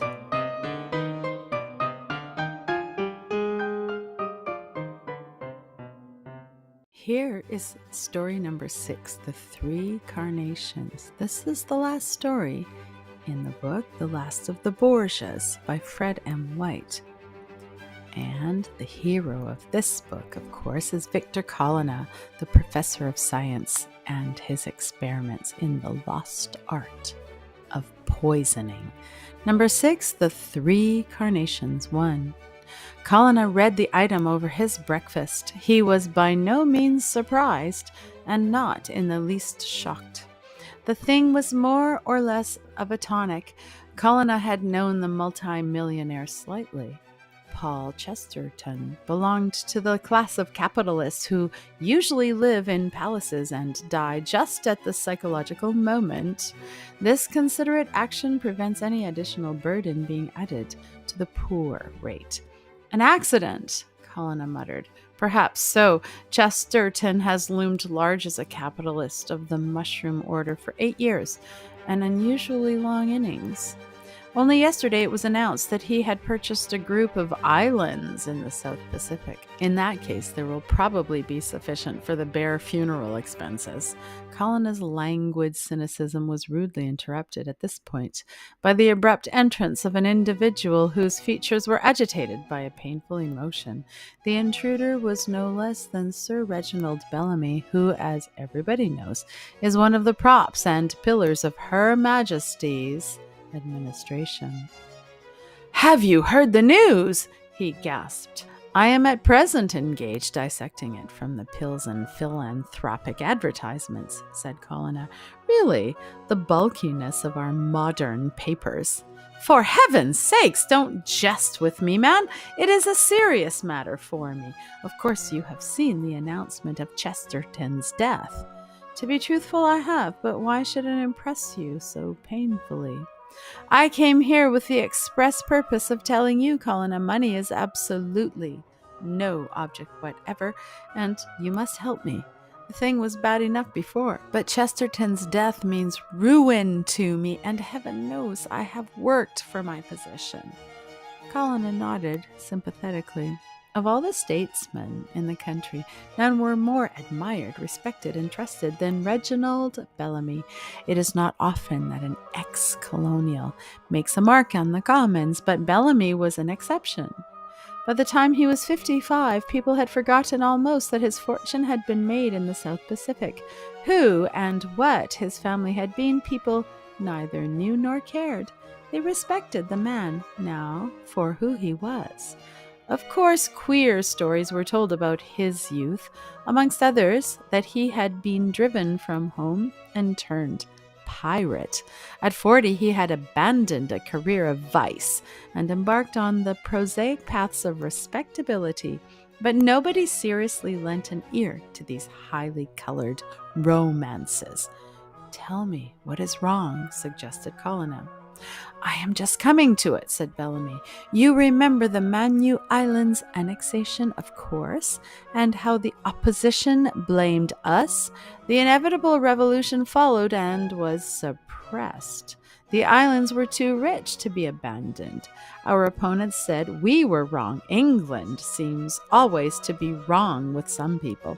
Still, there would have been an end of the matter had not the opposition pressed for the commission to inquire into the whole business. Strange, isn't it, that a certain class of Britain can never see their country in the right?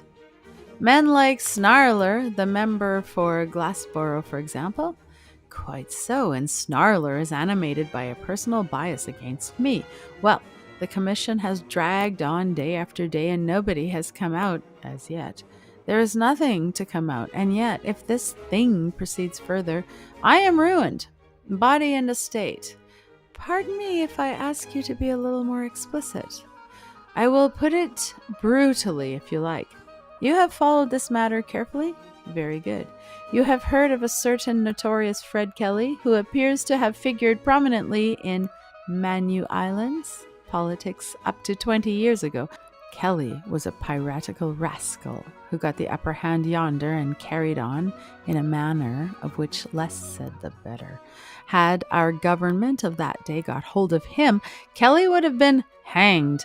As it was, he paved the way for annexation, and now our opponents want to reopen the brutal Kelly days in the inquiry.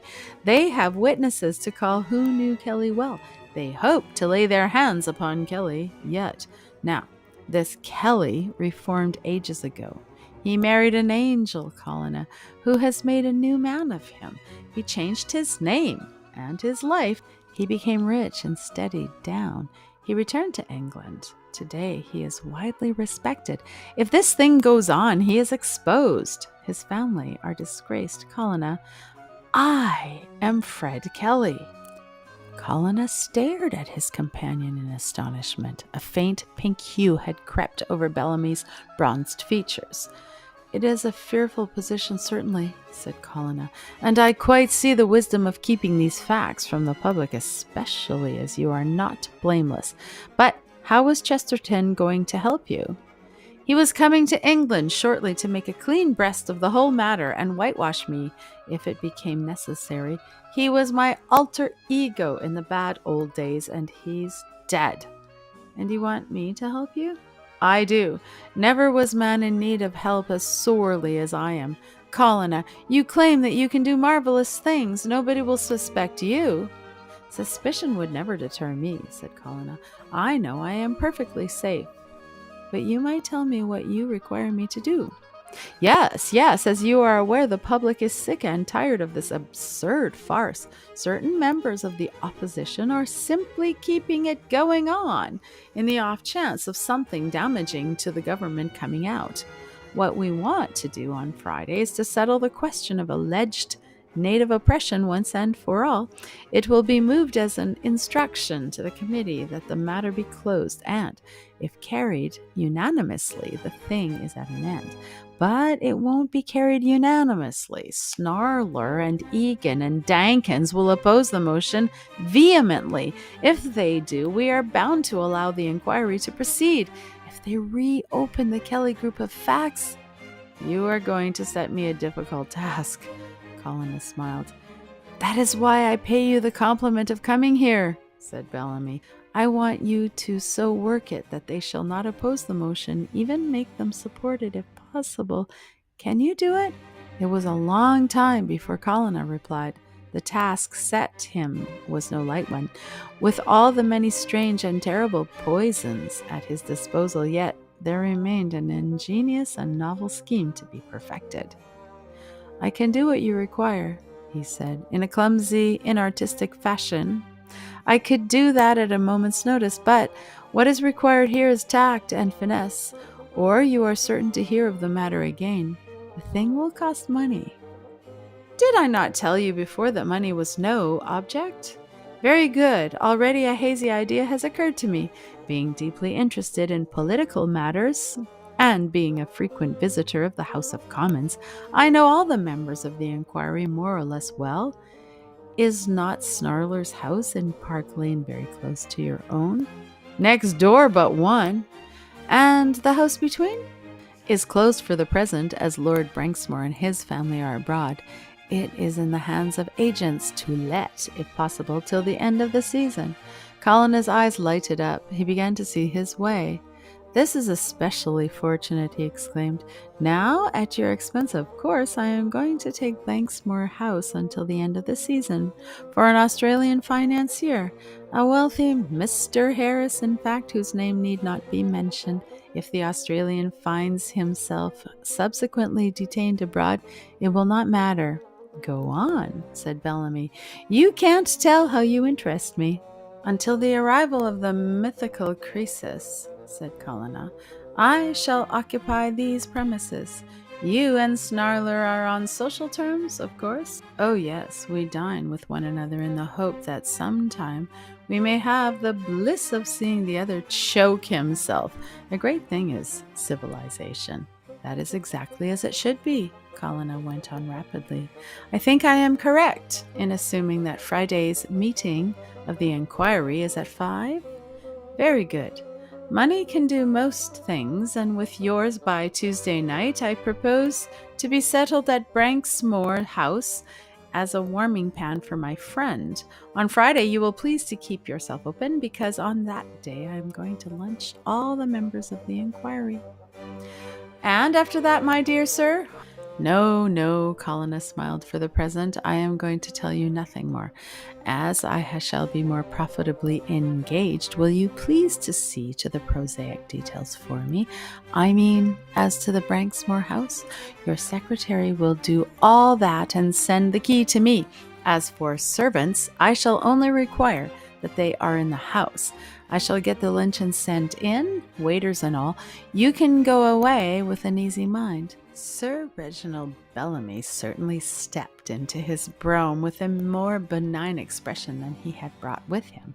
Directly his visitor had departed, Colonna flung himself into a chair and gave himself up to thought. At the end of an hour he rose, and a little later left the house dressed more correctly than his wont. Presently he entered a dingy little shop in New Street, a beetle-browed establishment that looked strangely out of place there. A little shriveled man behind a mahogany counter waited the commands of his customer. "I don't require much, Mr. Schreiner," said Colonna. "In bulk, that is." Schreiner, the eminent connoisseur in wines, smiled. "You could spend a great deal here," he said, "and comfortably carry the proceeds away in your pockets. Is it something rare and curious you require?" "You have guessed it," said Colonna. "I require 3 bottles of Tokay, and what is more, I require your very best. Approximately what would the cost be?" "The very best? I could let you have 3 bottles for 80 guineas. But there are grand wines at half the money." "So I should imagine," Colonna said dryly. "But it so happens that I must have the best. An old wine, I presume?" "It was an old wine," said Schreiner, "when the House of Hanover came to the throne.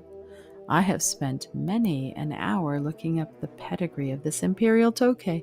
I find it cannot be much less than 3 centuries old. Tokay is unique in the way of wine. You can open a bottle, leave the cork out for an hour or more, and in a little time it becomes rather better than it was before. The passing of centuries serves only to ripen its wonderful qualities. I believe it would be nectar after 1,000 years." Colonna completed the costly purchase and gave instructions for the tokay to be delivered at Branksmore House on the Thursday evening. Then, at his club, he partook of a frugal lunch of fruit tart and cream with a glass of hock, and, hailing a hansom, was driven to the House of Commons. For a Wednesday afternoon, sitting in the House was fairly dull. Colonna flitted about the lobby for the best part of an hour, until he had succeeded in finding all the members of the inquiry, with the solitary exception of Snarler. Colonna met with no refusals for his luncheon party. He was too brilliant company to be lightly denied. There was only Snarler to be seen now, and a little later he lounged in. The leader of the truculent triumvirate was a tall man with a restless eye and a chin denoting high courage and a high obstinacy also. With the tenacity of a bulldog, he fastened onto his policy, and he meant to hold it to the end. "My dear fellow," he exclaimed in response to Colonna's invitation, "I will lunch with you on Friday with the greatest possible pleasure. We can do with a little congenial party like that, or there is to be an awful shindy afterwards." "You make nothing of it," said Colonna. Snarler's big face seemed to expand. "Shan't we?" he exclaimed. "I've got two stalwarts behind me, and Egan and Dankins. The rest of our party are snobs who will do anything the chairman tells them simply because he happens to be a noble lord. I prophesy your endeavor will end in failure." "Not unless you pay some of your black arts upon us," Snarler laughed. "But that's all nonsense, you know. You are a clever chap, Colonna, but that lecture of yours was full of bunkum, as I have told you before." "I shouldn't attempt any hocus pocus with you," Colonna said dryly, "and no politics on Friday, if you please. And now I am probably preventing you from obstructing some useful piece of legislation. I will take my leave." With which parting shot, Colonna went his way homeward, well satisfied with the progress of affairs as far as they had gone. 2. Sir Reginald's business secretary had fulfilled his instructions to the letter, and on the Thursday afternoon Colonna found himself in possession of Branksmore House. Servants there were quite sufficient for the occasion, and as to the rest, an open order to a caterer of repute sufficed. All that Colonna did was to personally place the imperial tokay in a room which he had fitted up as a temporary laboratory. The bottles were uncorked, submitted to a certain simple-looking process, and then conveyed to the dining room. When the hour of the fateful luncheon arrived, Bellamy was first to appear. "I suppose it's all right," he said. "I'm terribly anxious." "So anxious that coming here as the preliminary guest is an indiscretion," said Colonna. "Will you oblige me by passing through the conservatory into the garden? I choose this room for luncheon as the coolest and most pleasant in the house. No room is perfect unless there is a conservatory attached." Sir Reginald took the broad hint and disappeared. Presently other guests began to arrive, and, as they did so, they were conducted to the garden. It was cool and shady there. The seats were of a luxurious description, and when a waiter appeared carrying a silver tray, on which stood a number of tall frosted glasses, musical with the clink of ice, a feeling of gratitude to Colonna prevailed. "Some novelty," murmured the noble chairman. "I may say so without egotism," said Colonna. "It is adapted and composed from a recipe I picked up in South America as a tonic and appetizer. It has no equal. But do not be sad. You shall all taste for yourselves." "Alcohol?" Snarler suggested, with a flash of his nostrils. Colonna nodded, whereupon Snarler flatly refused to drink. It is perhaps hardly necessary to say that Egan and Dankins followed his example. "I'm practically a teetotaler," supplemented the leader, "and in any case I should not touch liquor today." Colonna did not seem displeased. As a matter of fact, he had counted upon this abstention on the part of the stalwarts. "That is a pity," he said, "because I have something unique to offer you presently. I still hope you will modify your scruples so far as to taste the wine. It is possible to carry eccentricity too far." "I find it, on the other hand, a capital advertisement," Snarler said with cynical frankness. Snarler passed in the house for a wit, which was his misfortune. rather than his fault. A parliamentary humorist is not of necessity a criminal. In the laughter which followed luncheon was announced. Beyond all question, the function was a success. The combination of simplicity and good taste, perfect gastronomy, absolutely free from ostentation, is an art. Colonna had been absolutely successful.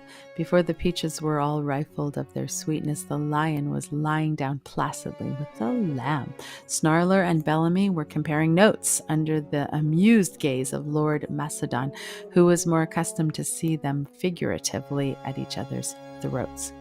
"'Pon my word, you're a wonderful chap, Colonna," he said. "Before we've finished, I shouldn't be surprised to hear these two fellows have taken some shooting together."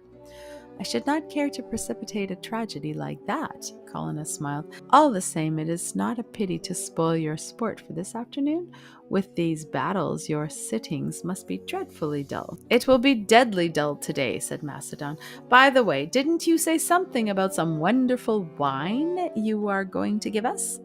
"I am obliged for the reminder. Positively, I had forgotten all about it. As I always look to these things personally, I'll get you to excuse me for a moment." Colonna disappeared, only to return presently, bearing in his hand a bottle duly garlanded with patrician cobwebs. The advent of this illustrious stranger was received with decorum and respectful silence. Snarler and his two friends alone seemed unimpressed, but then they were avowed iconoclasts. "Imperial Tokay," Macedon murmured, "and royal at that. Colonna, if you are curious as to your wines, never send 3 of your sons into the army." A hush fell upon the gathering. Bellamy appeared to be deeply interested. He divined that some occult way that the production of the flask initialed the plot evoked by Colonna.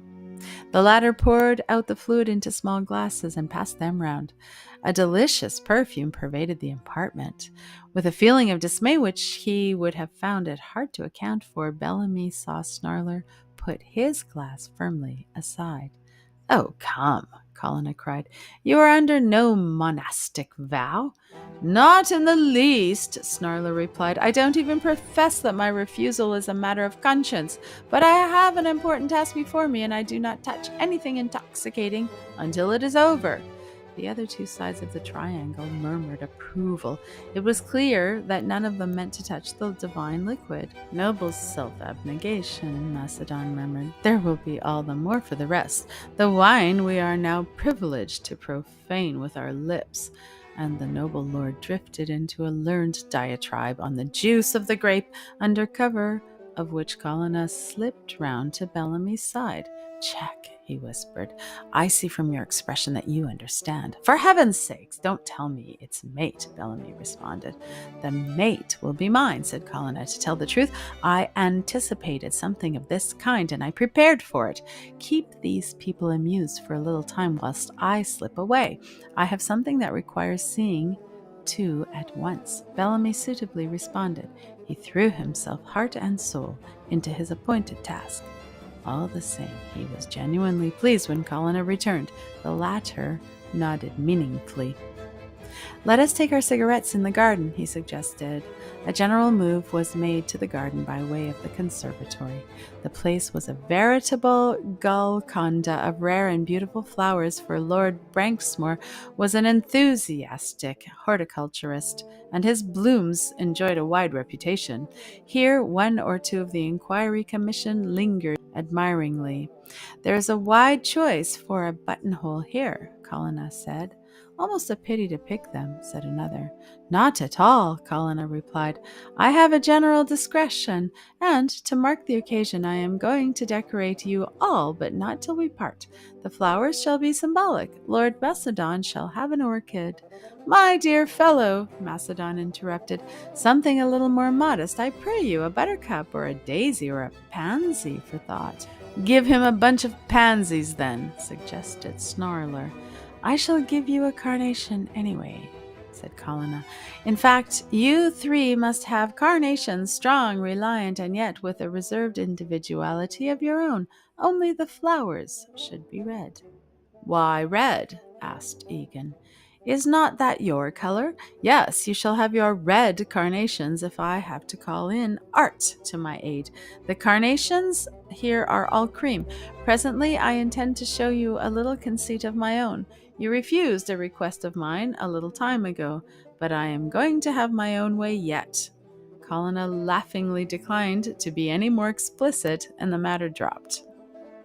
It was wonderfully cool and pleasant there in the shade, so refreshing and placid that as he presently looked at his watch, Macedon sighed regretfully. 4 o'clock, he said, and time for us parliamentary atoms to be turned out of paradise. I expect my brougham is waiting for me. Stop, Colonna cried as the conservatory was reached. Don't forget the flowers. He passed rapidly from plant to plant, snipping a bloom here and there, and these he dexterously arranged in the lapels of his guests, with the exception of Snarler and his lieutenants. Why are we to be left out in the cold? Asked the latter. You are not forgotten, Colonna smiled dryly. These 3 carnations are for you, but they are not quite ready yet. Follow me. On the dining room table stood an unopened bottle of the imperial tokay. Colonna took a dagger from the carved mantel, and striking the bottle dexterously, knocked the neck clean off the shoulder. You shall not go away entirely innocent of this, he said. Behold the wonderful virtues of this ruby liquid. I have here 3 cream carnations. I desire to transform them to a vivid and lasting red. I take them one by one and plunge the heads in thus. There are your red carnations. The color will not run. Colonna shook the red drops from the petals, and a minute later the stalwarts were all decorated with vivid, emblematic crimson. It brings out the scent overpoweringly, said Snarler. It is very magnificent, imperial, as befits the blood in the veins of our host, Macedon sighed.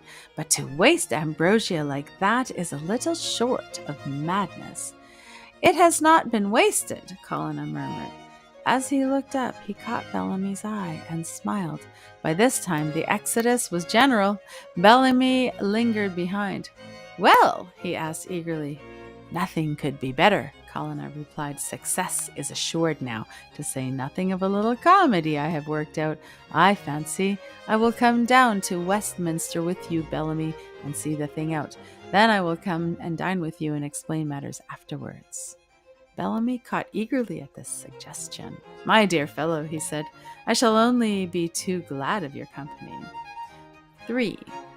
The politically curious had gathered in force at Westminster Hall. Startling revelations were confidently expected. Indeed, Snarler had pledged his reputation that the next sitting of the inquiry would be productive of fateful happenings. While Bellamy arrived there, the triumvirate were already foregathered. The weight of the nations appeared to weigh upon the brow of each. Bellamy bowed coldly and distantly, thereby conveying to Demos the feud of Capulet, and Montague was present there. Colonna slipped into the gallery unobserved a few minutes later. He could see the gentlemen of the press laughing and chatting together as if some joke hugely tickled them. It was evident from the very first that Snarler was bent upon aggressive tactics. There were 1 or 2 witnesses to be examined before the real business of the day came on for further discussion, and all the sundry of these came in for severe handling from the astute and acidulated Snarler.